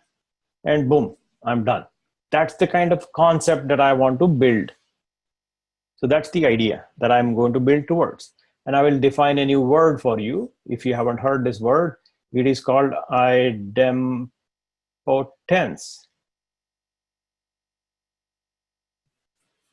Did you know this word already? It's a mathematics word. So if you study math, you probably know this. It's higher math, higher abstract algebra.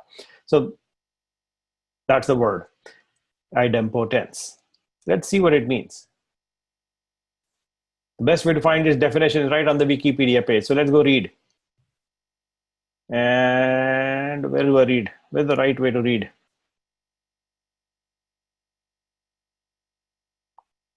Yeah, these guys keep changing on it.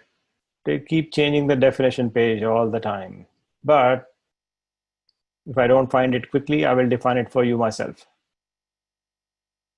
Okay, there it is. The computer science meaning of idempotence, right there. There is a mathematical meaning also, which is the same thing, but in computer science, that's the more relevant idea that I want to have you discuss. And so in computer science, the meaning of idempotence is like this. The term idempotent is used more comprehensively to describe something, and that something is an operation that will produce the same result if executed once or multiple times. That's the idea. It's kind of silly if you think about it. What we're really talking about is this idea that you have some desire,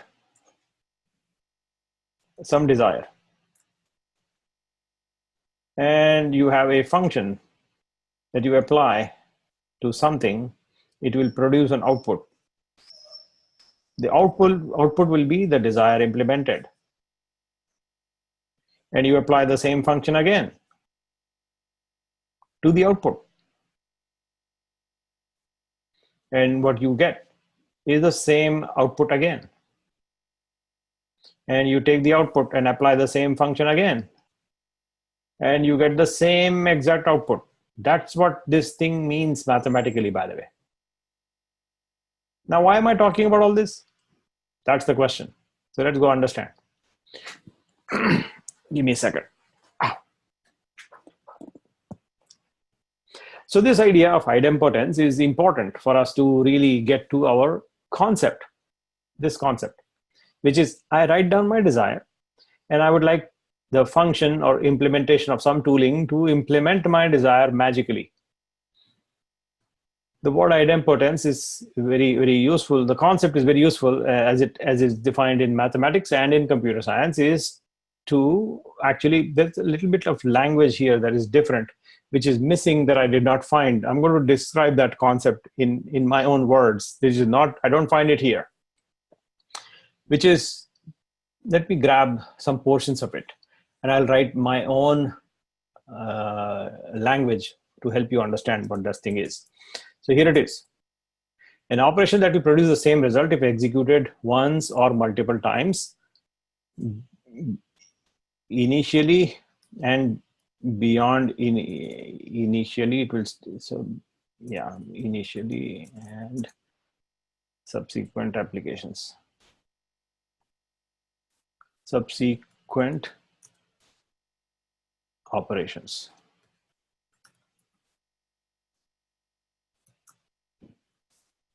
I think that's the word I was looking to find that I don't find in the definition as described. So both initially and subsequent operations. This phrase I want to add to the definition here to describe the concept, which is something like this. If I begin with something that is different from what I desire, my desire is something like this. I desire this versus that, which is current. So currently it is this. And this is the current state. Is different from what I desire. My desired state is something different from what is the current state. It is different. You know that difference. I desire B and currently it is A. So it is going to be different. But what I want to do is to apply the logic, the function, the procedure, the product, the process, the operation, some mathematical function I will apply to A. And this is like me first time applying initial application. And when I apply the function, I get the output, which is B, which is my desired state. Now, if I take that same action, apply it to B, apply the same function, I get my answer as B. Apply to this B, I get the same answer as B. Now let us see in very, very simple mathematical expressions, are there some cases in which we can find examples of math functions that are idempotent? Can we find them? Let's see if we can find some, a couple of them, very easy ones. The one function I would like to talk about is adding 0. Or rather add 0. If this is the function and I have some value x and I add 0 to it, what do I get? X, right? I add 0 to x again. What do I get? X. So if my function is like this, it's kind of very trivially, simply boring. Yes, I agree. And so, but that is the idempotent function. Do you agree with idempotent or not, according to what we just discussed? Right? Mm-hmm. Another function, subtract 0. It's idempotent. Like you subtract nothing, you get the same answer again and again. X minus 0, X. Idempotent. Similarly, you multiply by 1. Is it idempotent? You bet. You get X. You take this X and again multiply by 1. You get X. Similarly, divide by 1. Not percent, but divide by 1.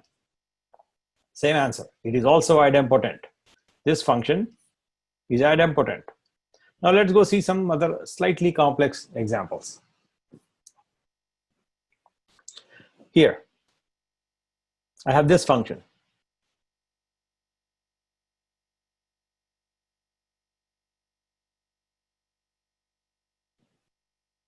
Is this function idempotent? Mm-hmm. Yes. Yes, you get X. And yes, the answer is yes, it is idempotent. Okay, now another example.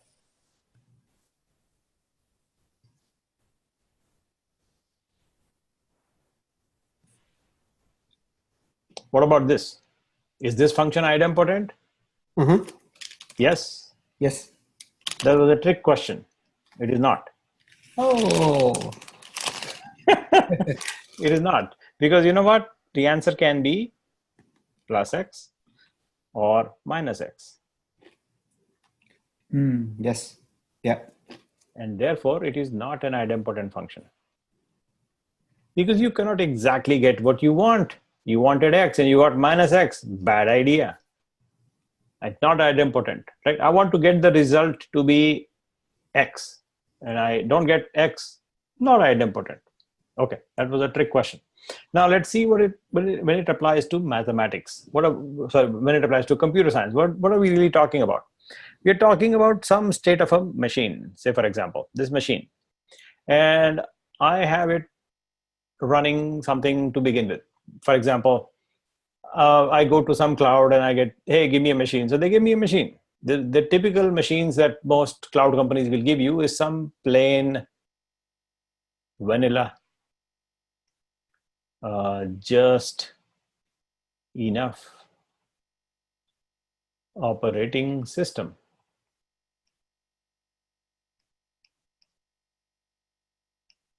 I just used a word for you.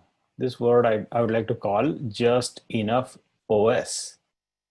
I also like the word juice. That's the word people like to use when they're referring to this just enough operating system. Go to a cloud company or maybe go to this operating system vendor, say Ubuntu, and ask them to give you a piece of software. So you go to downloads and then you find that they have a download for you and you can find the Ubuntu desktop. But this comes with a whole bunch of crap. And I don't want that crap. I just want just enough operating system. Like just the bare minimum operating system, which will make the machine run, but nothing else. Like absolutely nothing else. Only the thing that will let me connect to it, have the network stack functional, have the compute system functional, have the memory management functional, have the disk capability functional, the basic kernel functional, and let me connect to it. No display card, no video, no graphics, no sound, nothing. Everything else, I generally call it as, crap. I don't need it. I don't need a desktop video card and a graphics adapter in a cloud machine or making some music on the cloud machine. I don't need that. Not necessary, not needed.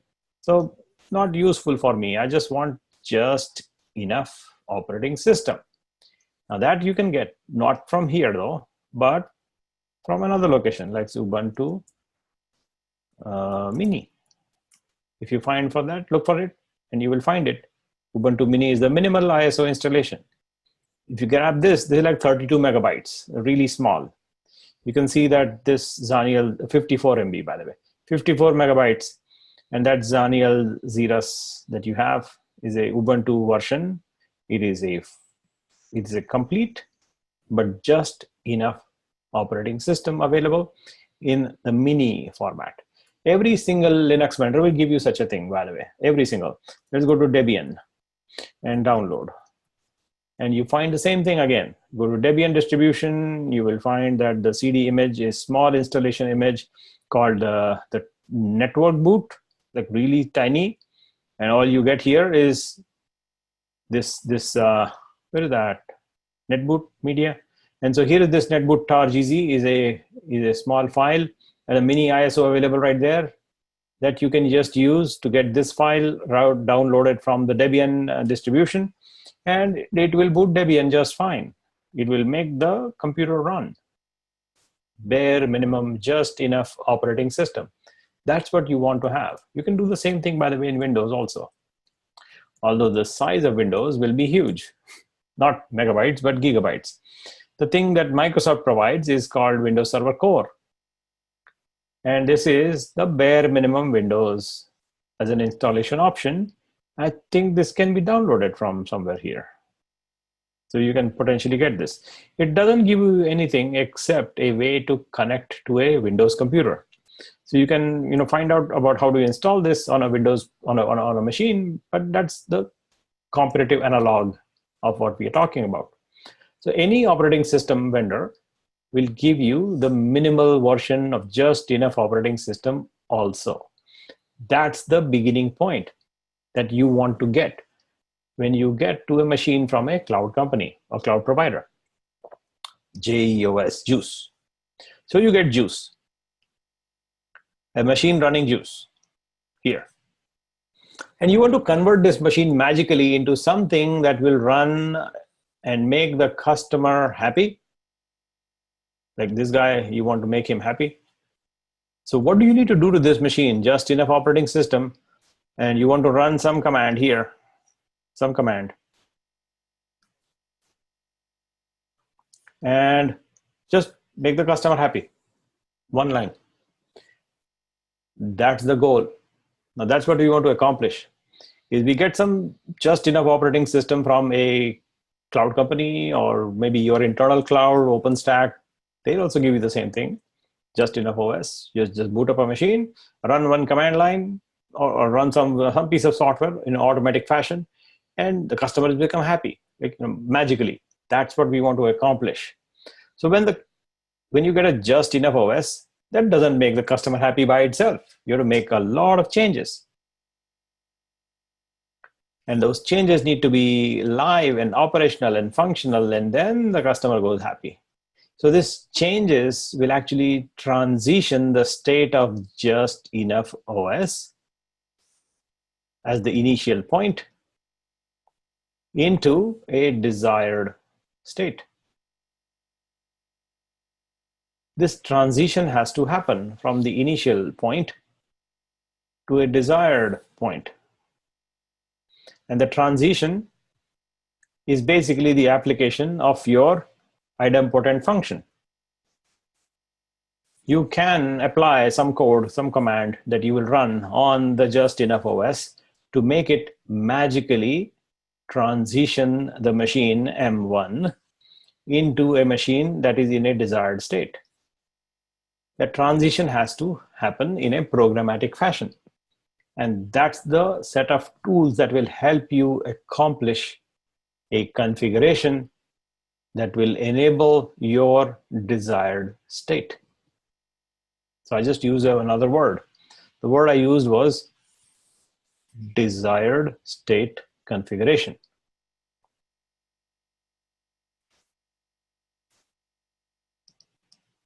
You want to configure your machines and your applications and your suites and services, whatever you have, in a fashion that will align with the desired state.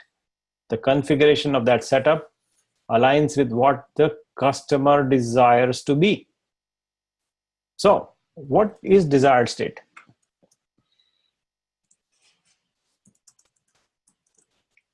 So if you look at this desired state configuration, by the way, is the name of a product from Microsoft. It is this product. This product is a part of Windows PowerShell 4.0 and 5.0. It's included with Windows. It is, I think, a product name that I like. I don't necessarily say that I like the product itself, but I like the name. The name is good. The name, I like it for this reason, that this phrase, desired state configuration, very succinctly captures the meaning of what it is going to do for you and your customer. Desired state configuration management. That's what these tools that I'm going to use are going to be doing for us. Because the reason I like this name, the highlighted portion only, just the DSC portion, not the whole name. The whole name can be really complex. Like in a typical Microsoft style, you will have the names can be as long and as boring as Microsoft Windows PowerShell desired state configuration version 2019 service pack 3 rollup update 35. That is how Microsoft seems to like to name their products. It's so mouthful, and it's even kind of difficult to say what they're talking about. This is how Microsoft has the habit of naming their products.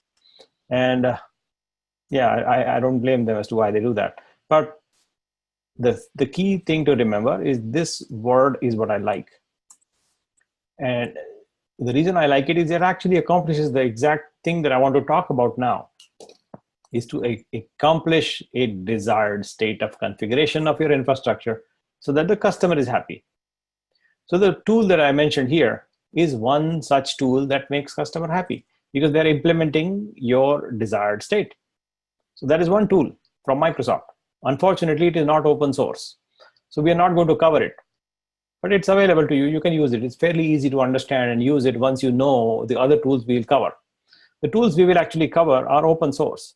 And we will use a tool called Chef, a tool called Ansible, and there are many other tools just like that. They all operate pretty much the same way, like this tool, like desired state configuration does, and Ansible does, and Chef does. And so we'll not focus on this tool from Microsoft, but we'll focus on open source tools like these two guys. And we'll use other tools also. But let's see what other tools are available out there. So we'll go to this website where I have, I think, written down a bunch of different. Where is that?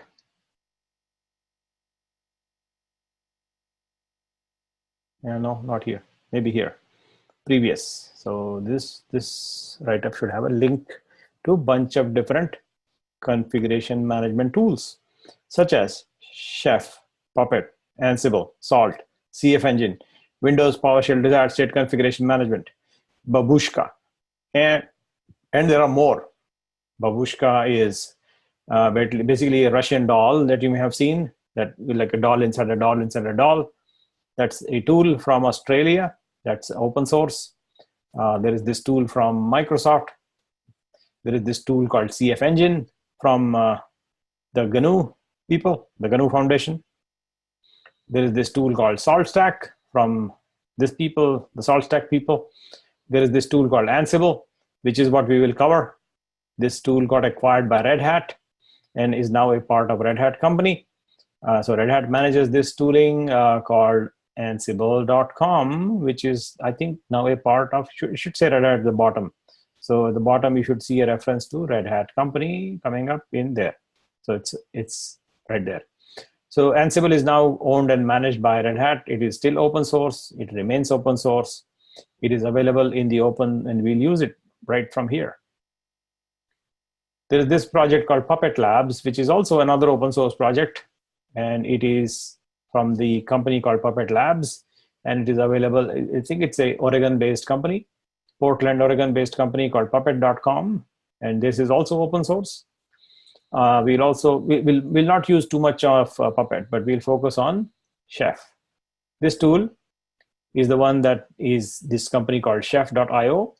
It is a Seattle-based company that manages this piece of software. It is also open source. These companies, most of them will have a commercial product also, by the way. So the open source component is what we will focus on, but they also have commercial offerings that they sell these offerings to people. And I suspect your company has a license to almost every single thing that we talked about. You probably have it internally as a licensed product, but I don't know. So we will use our open source versions, like right there.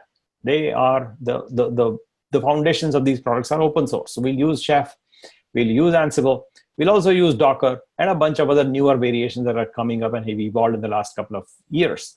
So all these tools can be used on any services of the cloud, like AWS, Azure.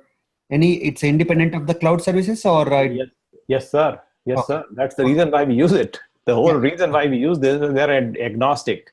They're cloud agnostic. They're fundamental tools to handle machine configuration, to handle configuration of application services, agnostic to whether it's Azure or Microsoft or Google or God knows whichever cloud comes up tomorrow. These guys will keep on working. That's the reason why we focus on a vendor neutral approach to managing cloud solution sets, because that's how it should be. It should be neutral to any company, because I don't want you to tie yourself to one company and get stuck. Use these tools with any cloud of your choice. In fact, our exercises are structured in a fashion that you can apply and use these tools in your cloud of your choice, including your internal company OpenStack. I cannot access it, but you can. And I'll tell you how you can access and apply these tools in your internal cloud called OpenStack that you have access to, and I'll guide you. But again, I have not seen it, but that doesn't mean it will not work. It will work. You will see it yourself and you will tell me that it worked or not. And if you get stuck, I'll help you. But it will work. Don't worry about that. It is agnostic. It will work with every single cloud solution that you can think of. Let's go see what it means. Let's go see some live examples. As to what are we really, by the way, there's one more. This one more list is actually a long list of all the tools that are available out there in the open source. And it's a huge list. Somewhere down below, you will find a list on this page. Software. Where is the list? Configuration management software. This picture. Yeah. There's a list on Wikipedia. You can find it. They keep changing configuration management. The links keep going bad on me occasionally. But yeah, there's a whole host of these tools available out there. They all operate, by the way, pretty much the same way. They all do this one thing, which is line number 11. Manage the desired state for you. They all do the same exact thing. What we are really talking about is you begin with a just enough OS and you run this magic and it will transition the state to a desired state. And not only that, it will do another magical thing for you. For example, you begin with a JEOS, juice, it will transition to a desired state. Then you leave it running, leave the tool running every so often, the magic running every so often. It is not magic, by the way, it's actually black and white code. You leave it running every so often, and it will make sure that the changes that you will make, you will apply the same magic again, and it will accomplish the desired state. And you will apply the same magic again, it accomplishes the desired state. Now, why is this relevant? It's because if something goes wrong along the way, say for example, something gets disturbed, like here, mess, I create a mess. Something goes wrong, it will fix it. And now I create a new type of mess next time, like for example here. It will run, that magic will run and fix it. So it is not only creating a desired state for you, but is also maintaining the desired state for you. So it is creating your desired state and is maintaining your desired state. And at the end, you have the desired state in place all the time. If something goes wrong by accident, it will fix the thing for you. And if you want to do the whole thing again, all you do is you just tear down your entire setup. And you go back to your original beginning point, which is your just enough OS. And you run your magic. And you get your desired state back. And that's what I mean when I say shoot the cow. Right? You go and shoot your cows. Boom. You kill everything. And you say, okay, do it again. Just enough operating system. And run your magic. And you get your desired state back. And you're happy. I mean, you are happy because the customer is happy. So they pay you money, they use the service, and everything is nice. That's the kind of goal that we are talking about. Now, to implement this is a lot of work. But good thing is it's a one-time work, because everything can therefore be automated, because you can now run and create your desired state from nothing. This is like literally nothing, just enough operating system. That's where you begin from, and you get the result that you want, make the customer happy in a completely automated fashion by running this magical piece of software of variety of types. It's not, by the way, it's not magic. I just called it magic, so let's not call magic. There's no magic here. It's hard work. So that's what we want to do. Do the hard work one time, make it automatic, and let it run. every so often. So it will keep the desired state intact, make the customer happy, keep the customer happy. If something goes wrong, you just revert your Git pull or Git repository, traverse your tree on the Git graph, on the directed graph, you go to a different point and keep the customer happy.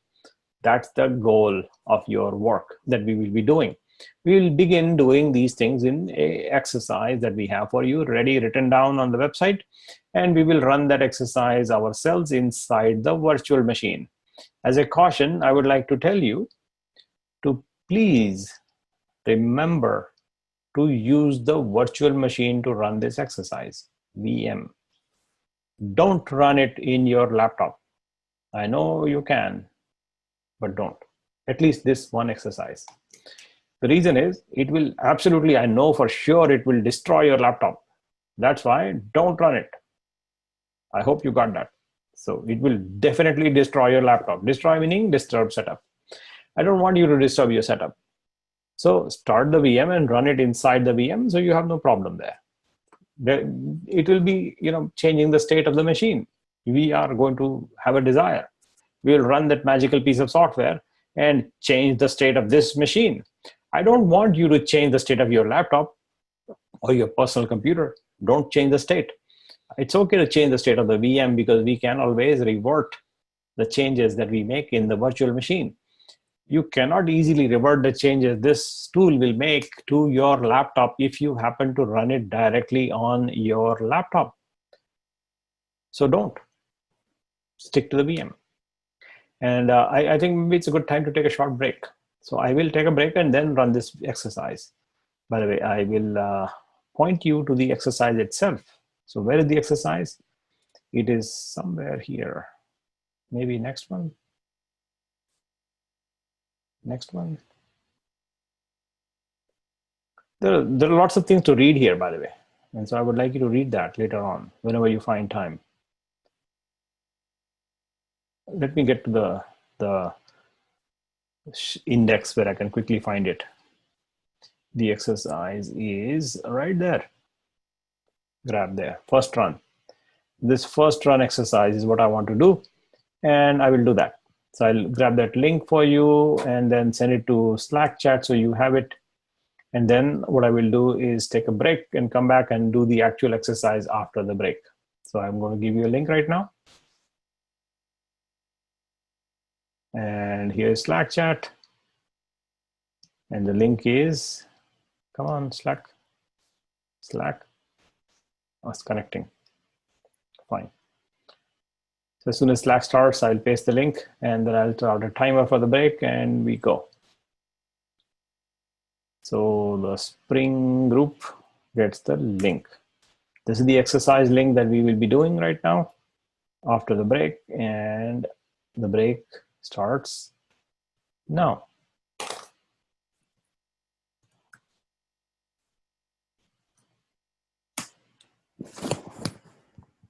Oh, times, not timer, timer. 7 minutes. And there it goes. So it starts now.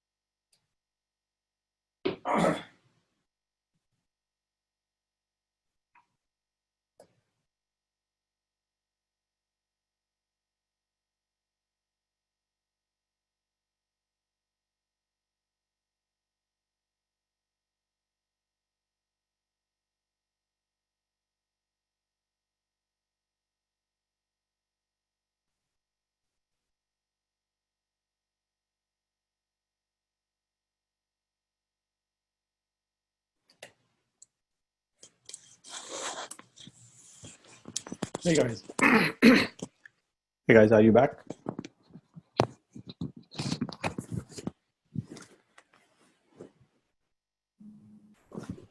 I'm back. Okay. Okay. And so let's get to the exercise. I would like to describe you what that exercise is going to do before I do it. I'll also connect the dots in between what we just discussed and how that exercise connects the ideas. By the way, this change that I pushed, which I said oops and reverted, which means that should have done by now already. So we should just quickly check that before we run our exercise, which I will. What I'll do is I'll open up a browser, and in there I will see what we have on that website, which I said oops, and I fixed it and put the purple color back to the orange color. That should just come up already, like there, and see what pops up. I should see orange color as opposed to purple, and we'll see it. It's loading up right now, and I see orange. So that's exactly what I expected, and it went through, which is nice. But let's go now understand what our idea behind this particular exercise is. So I will put a piece of whiteboard right now in front of you and describe you the, the idea behind what that exercise is and how does it connect to the concept of a desired state and just enough OS and all that. This exercise is the first run. The first time somebody is using this tool called Chef. And so we are going to use that tool first time, and like usual, this is the first run. So now in this first run, we are doing this in a slightly non-traditional way. We are doing it something that is, first of all, not on a just enough OS. This we are running it right on a Cloud Genius workstation. It's a gigantic machine, like 5 gigabytes or something like that. Just enough OS can be like megabytes, a couple 50, 60 megabytes. That's what you saw the last time. It's MBs, this is like GBs. So it's a big machine. It's not just enough OS. So that's our starting point is somewhat different. I just want you to realize that. But that's there is a reason why we are beginning with this simple first run as a starting point. We are just using what we have as opposed to getting something out of the just enough OS in a cloud context. We will get to the cloud very soon, but I want to run this entire exercise right here on the laptop itself, not on the laptop, sorry, on the workstation, the Cloud Genius workstation. That's where I want to run it. And I would like to change the state of the workstation from whatever it is currently to a new state. The new state will be a desired state. And the desired state will actually have my desire implemented. What is my desire? What do I desire in the new state? I will write that down in black and white. The desire is going to be, first of all, check whether I currently have something running as a web server right on this workstation. So I can go check here on the machine and say, what do you have running on the local host? Currently, I find that this machine runs nothing, which is expected because there is no web server running, and so it is unable to connect. That's expected. It's a new machine. I mean, it's not a web server. So now I will now define my desire. My desire is to make this machine a web server. Very, very simple desire. Convert this into a Apache web server.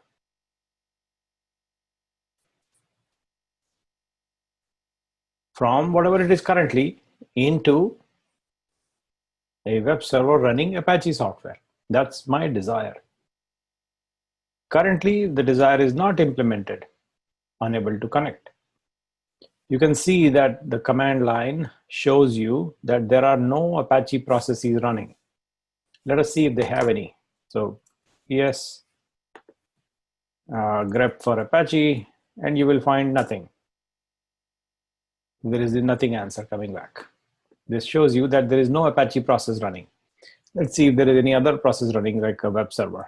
So for example, we'll search for if there is an Nginx running. And no, it's not running. So we have no web servers running as such in this workstation. Okay, that's our starting point. But our end result we would like to accomplish is a machine becomes a web server running Apache software. That's the desire. So how do you implement it? You run some code, magical code. That code is provided in the exercise. The exercise is written down in this link in Slack chat right here. If you go to that location, you will find the exercise written down step by step. You can follow along. It's a very easy one to do. But more important than doing the exercise is to understand the concept. So what I'm going to do now is, first of all, update the apt cache. Like this is like a one-time operation. It is not strictly necessary, but it's a good idea to do it. So we'll just update the apt cache and provide the password is Cloud Genius. And so the cache is up to date so that it knows where to get things from if needed. And this is also a test whether your virtual machine is correctly connected to the internet or not. So it will fix that, or rather it will alert you if it is not connected.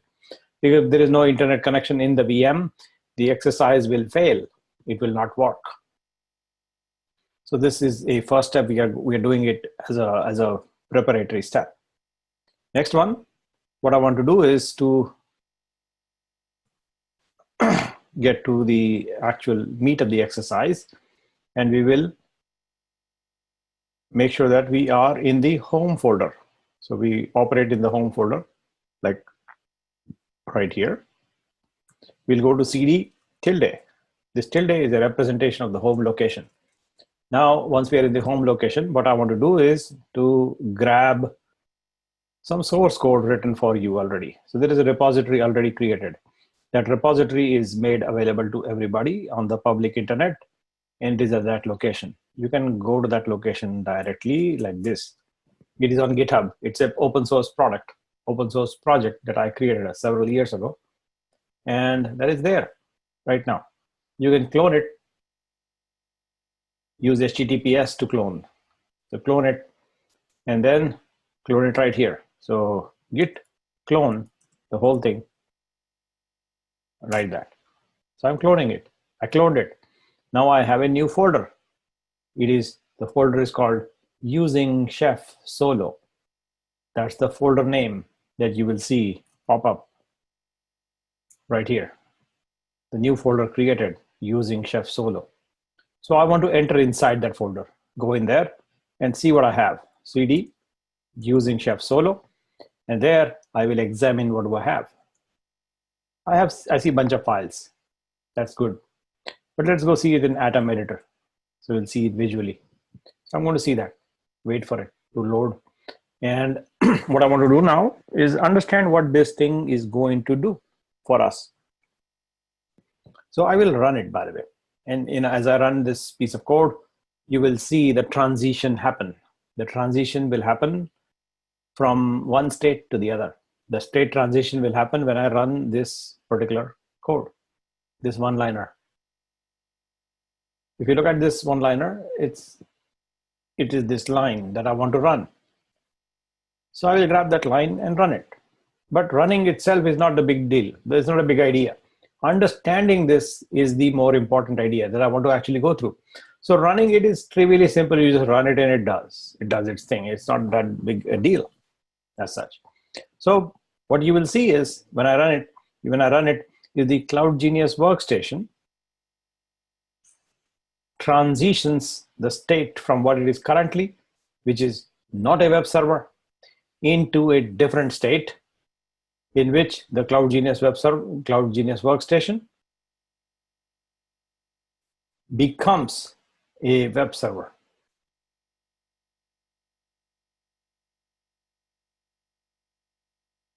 That's the transition you will see happening from here to here.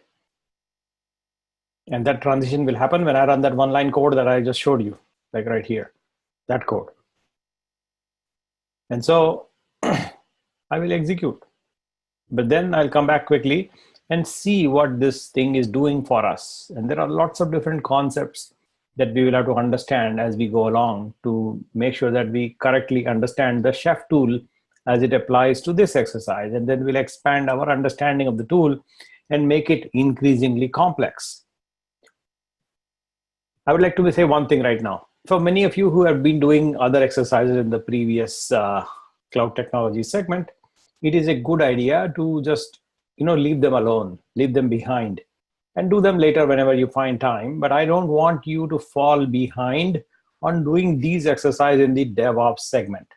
So just stick to the DevOps segment for right now. Don't worry about the past exercises in the cloud technology segment. You can do that later on. We have access open for you. If you need more time, we'll give you more time. That's not an issue.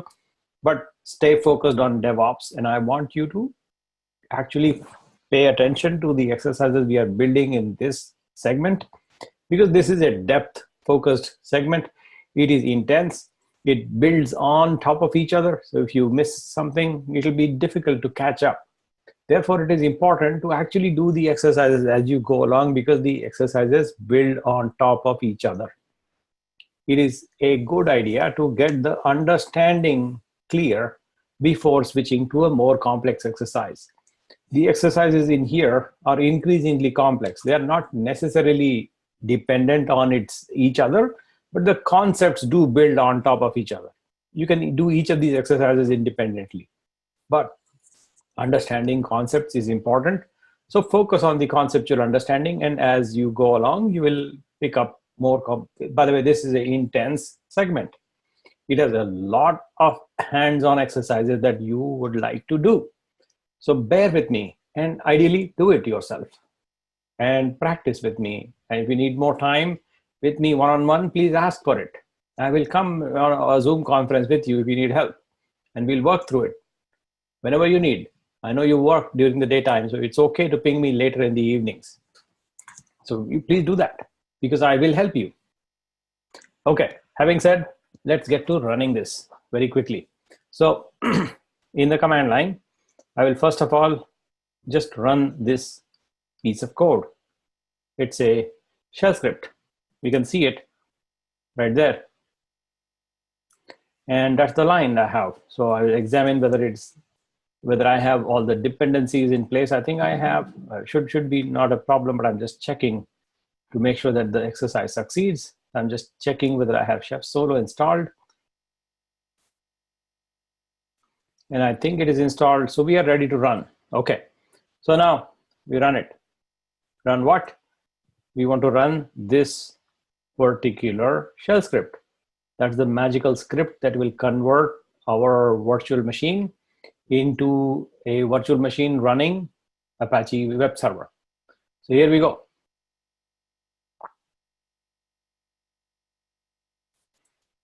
I run it.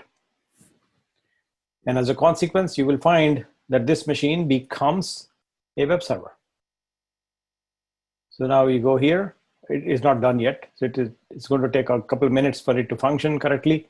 It will report back success. And when it does, you should see that this machine, which is currently unable to connect, should show you something. Let's see what it shows when it does.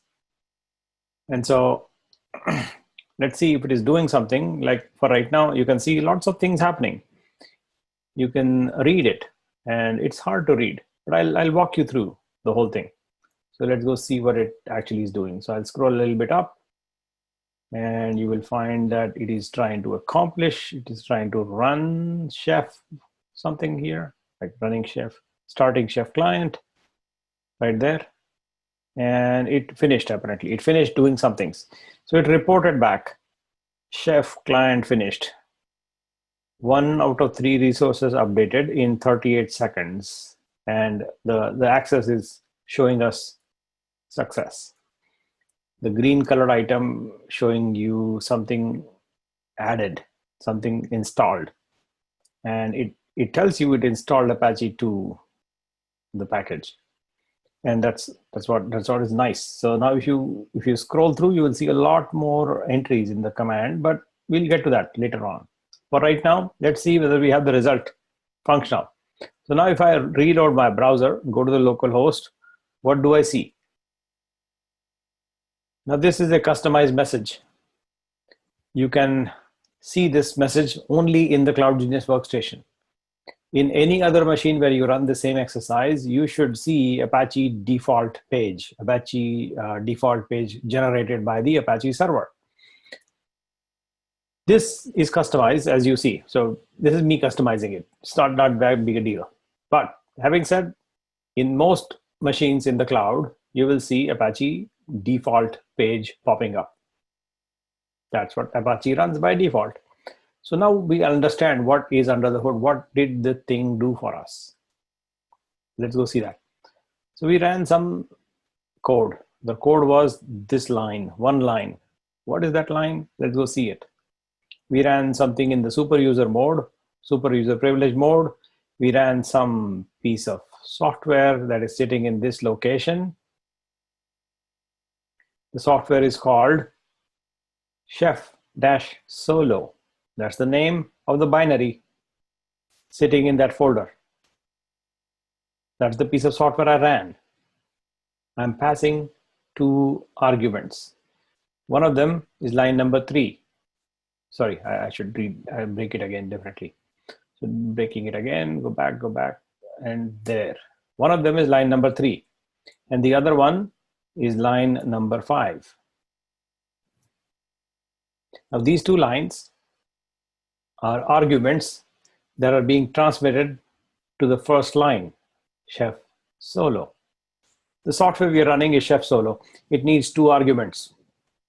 Those 2 arguments are the file called solo rb, which is this file reference as a parameter, and that file itself is sitting right there, here. You can open it on the right side, and you can read the content of that file, and it reads pretty much simply like that. We'll see it, what it says. We'll read it, and it reads like this. Let me just close this Run Chef Solo, make it a little bit smaller so we can read the whole thing. So making it smaller, and adjusting, and now it's good size. So now, if you look at the solo RB on the right side, there are two lines. And if you read Ruby, you will understand it. But if you don't know Ruby, no problem. Chef is written in Ruby language, by the way. And therefore, these are Ruby files that are describing a concept. The concept is very, very simple. It is telling you some of the concepts underneath Chef software. One of the first concepts in the first line is the concept of cookbook path. Now, what is a cookbook and what a path of cookbook is? A cookbook path is where cookbooks are going to be stored. And what is a cookbook? A cookbook is a way to do things for you.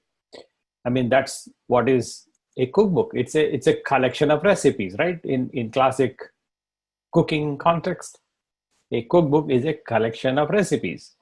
And that is exactly what this particular setup will be using, is a collection of recipes to do certain things for us.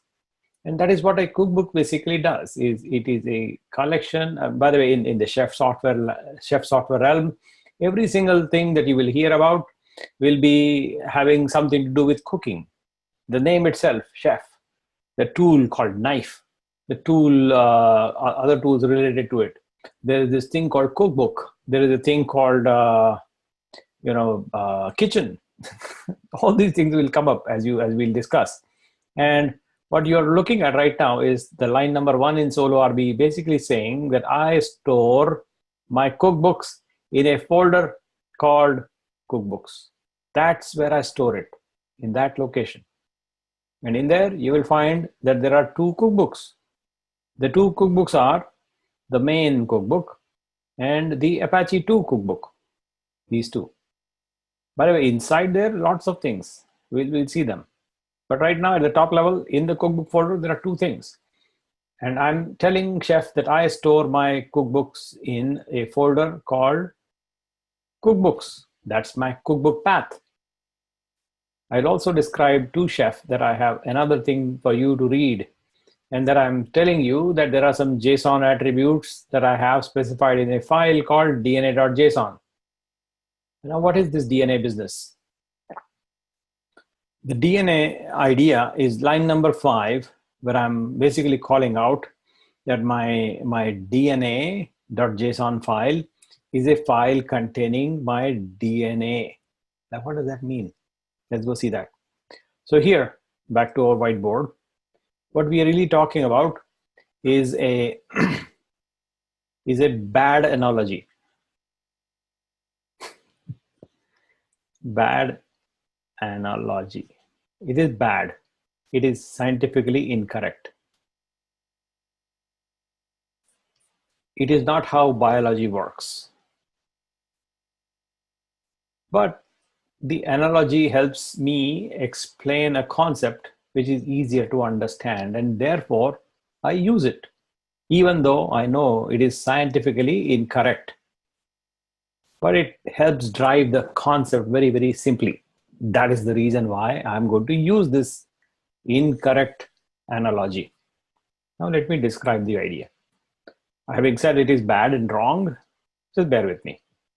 The idea is, and again, it's wrong. It's a wrong idea. So that's not how biology works, by the way. So imagine now if you have an embryo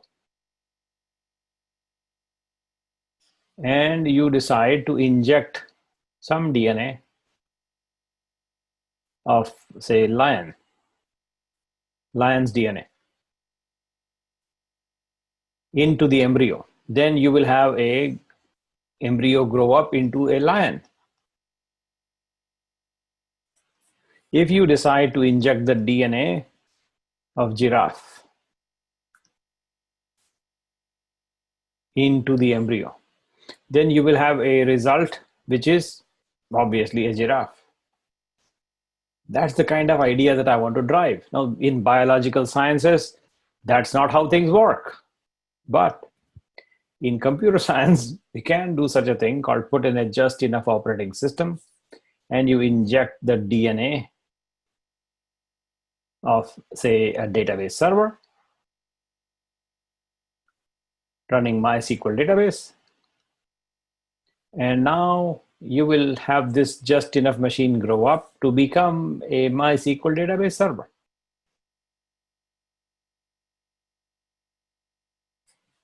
Similarly, you decide that you will have a different DNA, not this, but a different one. Let's say a DNA of a web server. And so you decide that my web server will run Apache 2 software.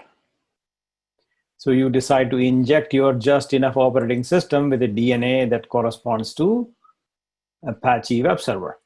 And by injecting such a DNA, this just enough operating system will evolve to become a web server running Apache 2. By the way, that is exactly the DNA that I injected into my not so just enough OS called the Cloud Genius Workstation, and it became a web server. That's exactly what I did, by the way, in the exercise. I injected that DNA for a Apache 2 web server into the machine, and now I have a web server running. Let's see the DNA, what that thing is in very, very clear terms. Go back here. Understand what this DNA is in form of a DNA.json file.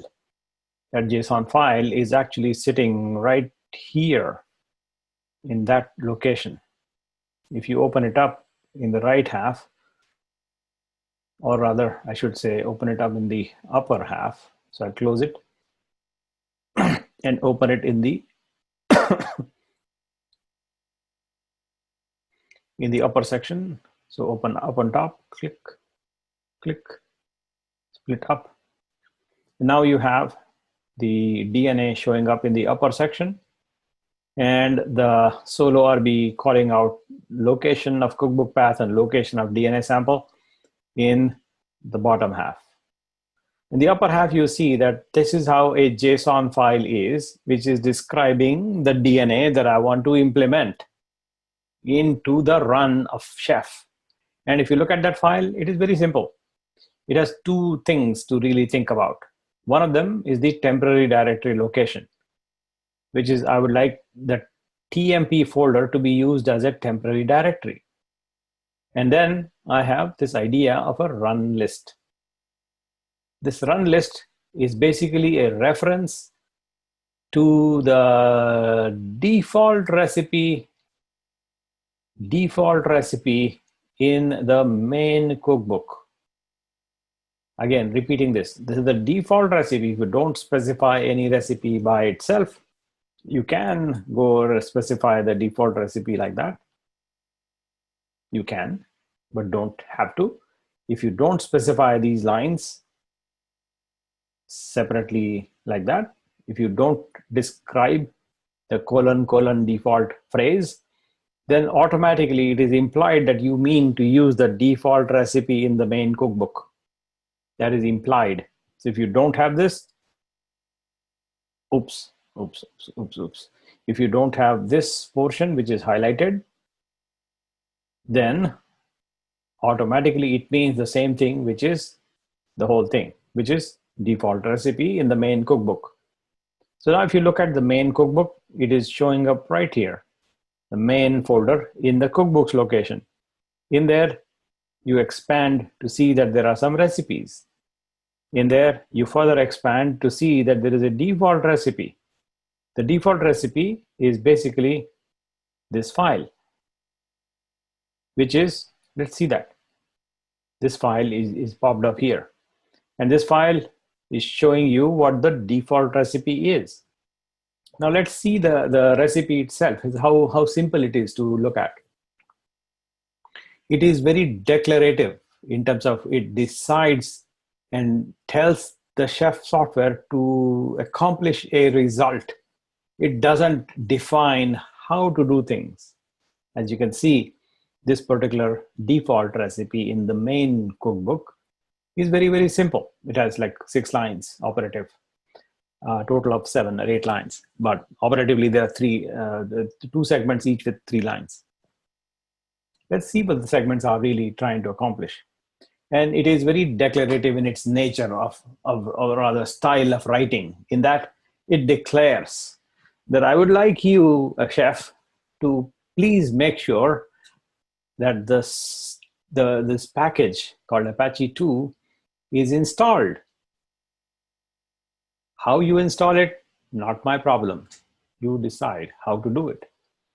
Now the result I want is to make sure that Apache package is installed. That's all I would like to have. That's my desire.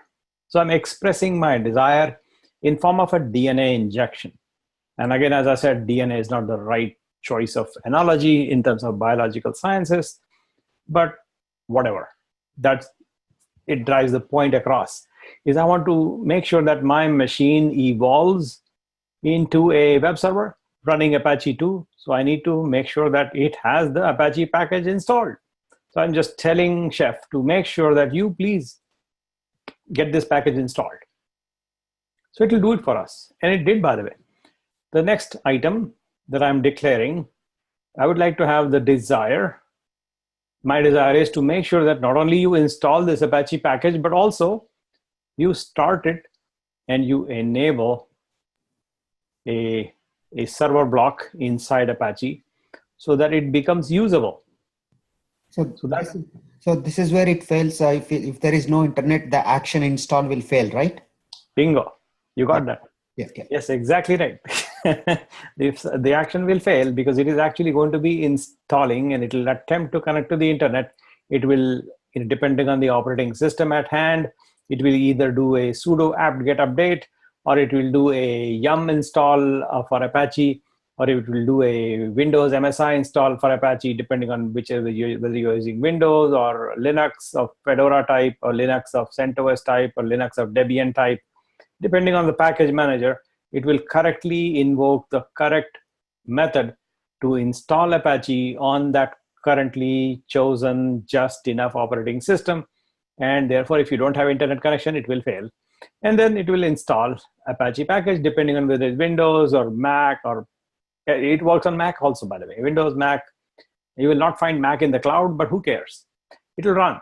If you run it on a laptop, it will run Apache. If you run this software on your Windows laptop, it will install Apache on your Windows laptop. And that's why I was saying don't run it, because you don't want Apache on your Windows laptop. It will install it, by the way. So you don't want that to happen unnecessarily. So don't do that. Unless you want it to be installed Apache on your web server, on your Windows laptop, fine, go ahead, do it. But that's a change of state it will do for you. And you don't necessarily want that on a Windows laptop. And therefore, do it in the VM. And that's why I said to begin with, do it in the VM. So Apache will be installed. Apache will be started. Apache will be enabled. And that's the action I want. That's my desire. And so you just shut up and do it. That's what we're dictating. We are telling Chef to please run this line, this one line command, which will basically run Chef solo and take the DNA injection looks like in the default recipe in the main cookbook, and it will just do its thing. That's what it did. Now let us see a little bit more detail as to what exactly is going on in the main default cookbook. Like right there in the default main, you have this action called package and Apache 2. Now by magic, it doesn't know what Apache 2 is, right? So if you cancel out those changes, I'm going to close out a couple of windows here. So I think I accidentally saved something, which I shouldn't have, but I'll fix it, no worries. So closing out unnecessary windows right now. Don't save, don't save, don't save, don't save, don't save. Let's close. Okay, now I'll focus on the default recipe in the main cookbook right now. In here, you will see that these actions of package Apache 2. By default, this chef has no clue what Apache 2 is. No idea. So you have to somehow communicate to chef what is Apache 2. And therefore, these things are defined in cookbooks. So there is a cookbook called Apache 2 that I gave you in the exercise. It is given to us. And by the way, I did not write that Apache 2 cookbook myself. All I wrote was the main cookbook. the default recipe in the main cookbook. That's the only file you will see in the main recipe, in the main cookbook. One file, the one which is open right now, the default.rb file. This is the extent of code I wrote to make this exercise happen. Everything else, I was given the code. The people who give this code are people who contribute to open source. Like for example, if you go here, and just like I mentioned the last time, there is this tool called Ruby Gems, where you can find a bunch of different ready-made Ruby software that you can reuse with Ruby language. And this is where a place to find and install and publish Ruby Gems, ready-made Ruby packages. Similar to that is a website where you can get ready-made cookbooks available to you. And there are tons and tons of work already happened. And there are people who are contributors who create cookbooks. They will put these books in the supermarket, another cooking word. So go to the supermarket, and that's where you will find chef cookbooks in the market, supermarket. So here we will find a cookbook that I might want. And by the way, you come up with an idea, there is very likely somebody who has created a cookbook for you already and is available right here for you to use. So you search for Apache and you find that there is a cookbook available already right there. Apache 2 cookbook is right this one. You will find that this cookbook was created by these people. These fine people collaboratively created the source code of that cookbook. It's available on GitHub in that location. You can see that there are 115 contributors, and it was updated as late as 19 days ago. So it's a live project. Lots and lots of people, 1,499 commits, and 539 forks, 230 stars. So lots of people contributing to make Apache 2 functional, Apache 2 cookbook ready for people like you and me to consume. And we should thank them because they're doing the work for us. And you go back to the supermarket and you will find every imaginable product in the open source that you need to use with Chef is likely to have a cookbook ready for us. There are 3,647 cookbooks written by 75,000 chefs, people like you and me. Some of the commonly ones used are up. This is like a leaderboard where you can see what's available, but you will find the cookbooks. So that's what I exactly did. Is I went to this website and downloaded this Apache 2 cookbook from this location, the download cookbook location or the view source location. You can get it from either location, doesn't matter. And then I put that in that folder right there, Apache 2. That folder is a ready-made cookbook created by those people that I'm using because that's the right way to go about. When you want to do work in the open source, it's a good idea to just look at what other people have done already because there is no point in reinventing the wheel. People have done the work, so why not use it? And that's the whole idea behind Under the Hood, is to find what is already out there. So like here, the cookbook is already there, use it. If it's not there, write it. That's the way. So the fastest way to get to a result is to just copy what is there out there, right? Open source allows you to do that. You can legally copy it. The good thing is that it gets you up and running very, very quickly, but it comes with a responsibility. And I just want you to understand that responsibility is that this source is available to you. You should, of course, check with your attorneys in your company before you consume it. So the license you should read. This license is Apache 2, meaning it is allowed for commercial use. So you can actually use it in business. Having said, you should check with your attorneys before you consume open source projects. And when you do consume projects like this, it is a great idea to update this, to change it to meet your specific requirements. And when you modify something like this to improve upon what other people have done, it is even a greater idea to give back to the community. Like whatever you make, whatever you create, whatever you refine upon on top of what other people have already created, you make your changes and you make them nice for you, for your customers, and use them in your business, and all that is good, great. But a responsibility that you have in the open source is to give your changes back to the community where you got the original from. And so it's a great idea to give back. And that is how these 115 contributors have collectively created a product called the Apache 2 Cookbook that you and I use. And yes, you will use it. And yes, eventually you will use it for production, for your own business use.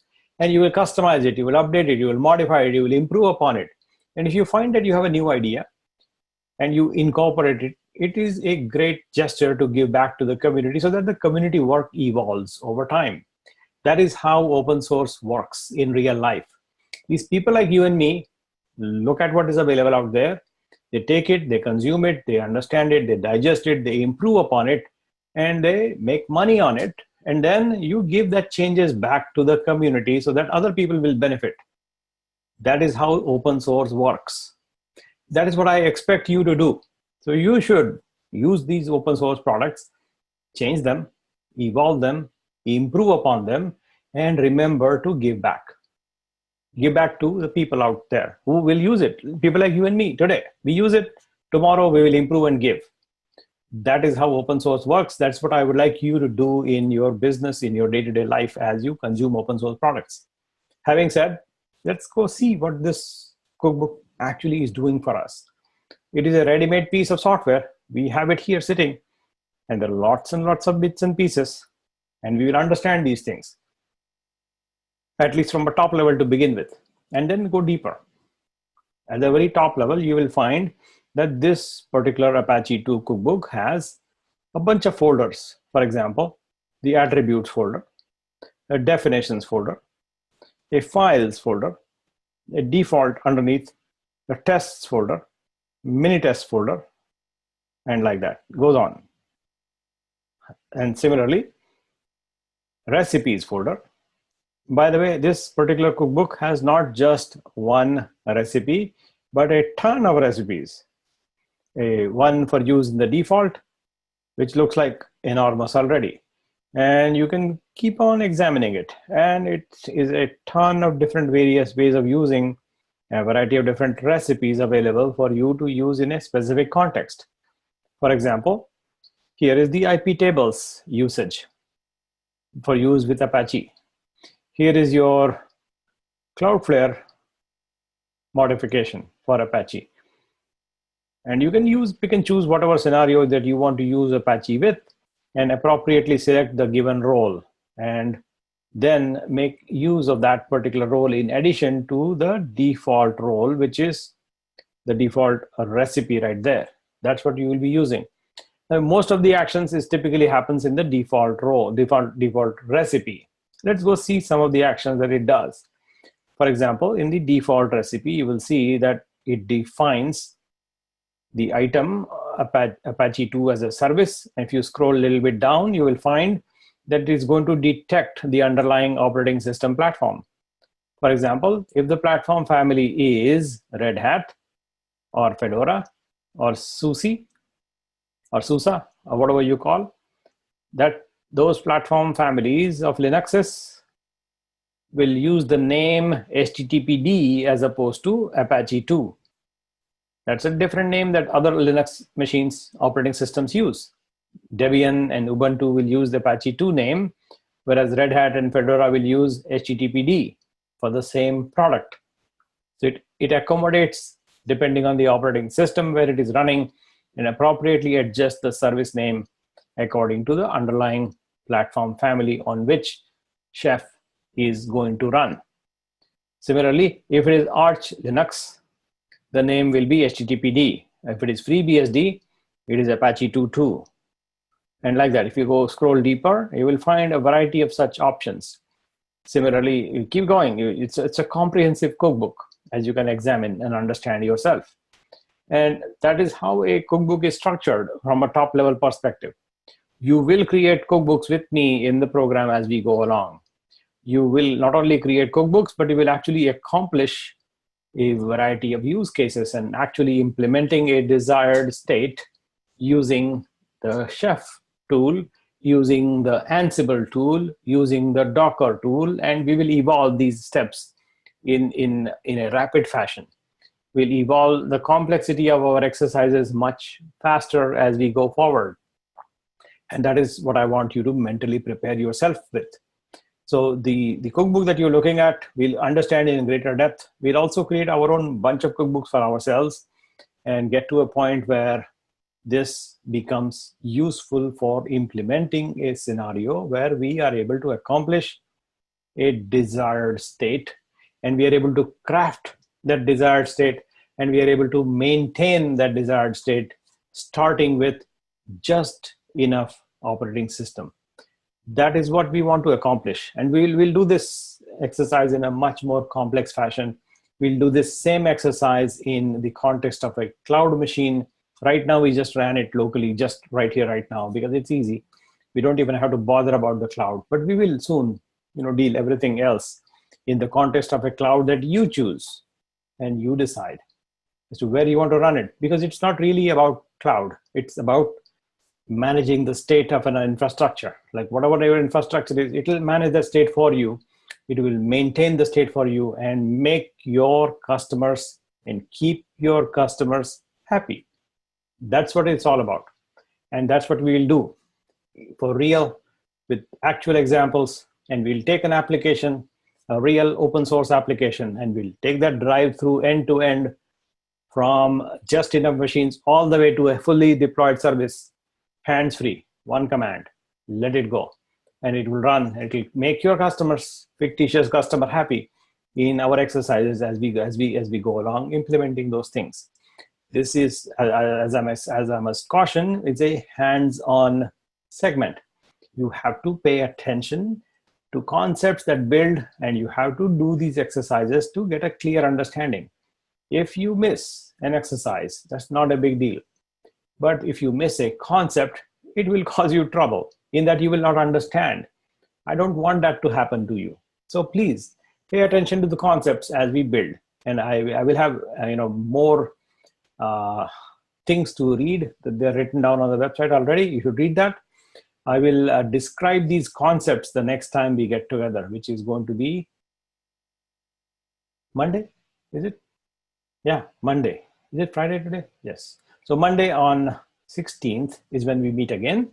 At that time, I will, go further detail in understanding these concepts. We'll, extend the exercise, go to a cloud, run it, change the operating system, change the software, change the desire, expand the desire, make it more complex, and do the understanding of each of these concepts with simple examples as we go along. That's my plan. And you are welcome to suggest anything you feel like that we should do. We'll do it. I will be able to modify the exercise sets live, depending on what you come up with. If you come up with a new idea, I will implement it live. There's no pre-recorded stuff here. It's really you decide and we'll do it together. That's how we'll roll. And that's what I plan to do for the next 7 additional sessions. It will be hands-on. So with that, stopping the recording right now, and I'm open for questions.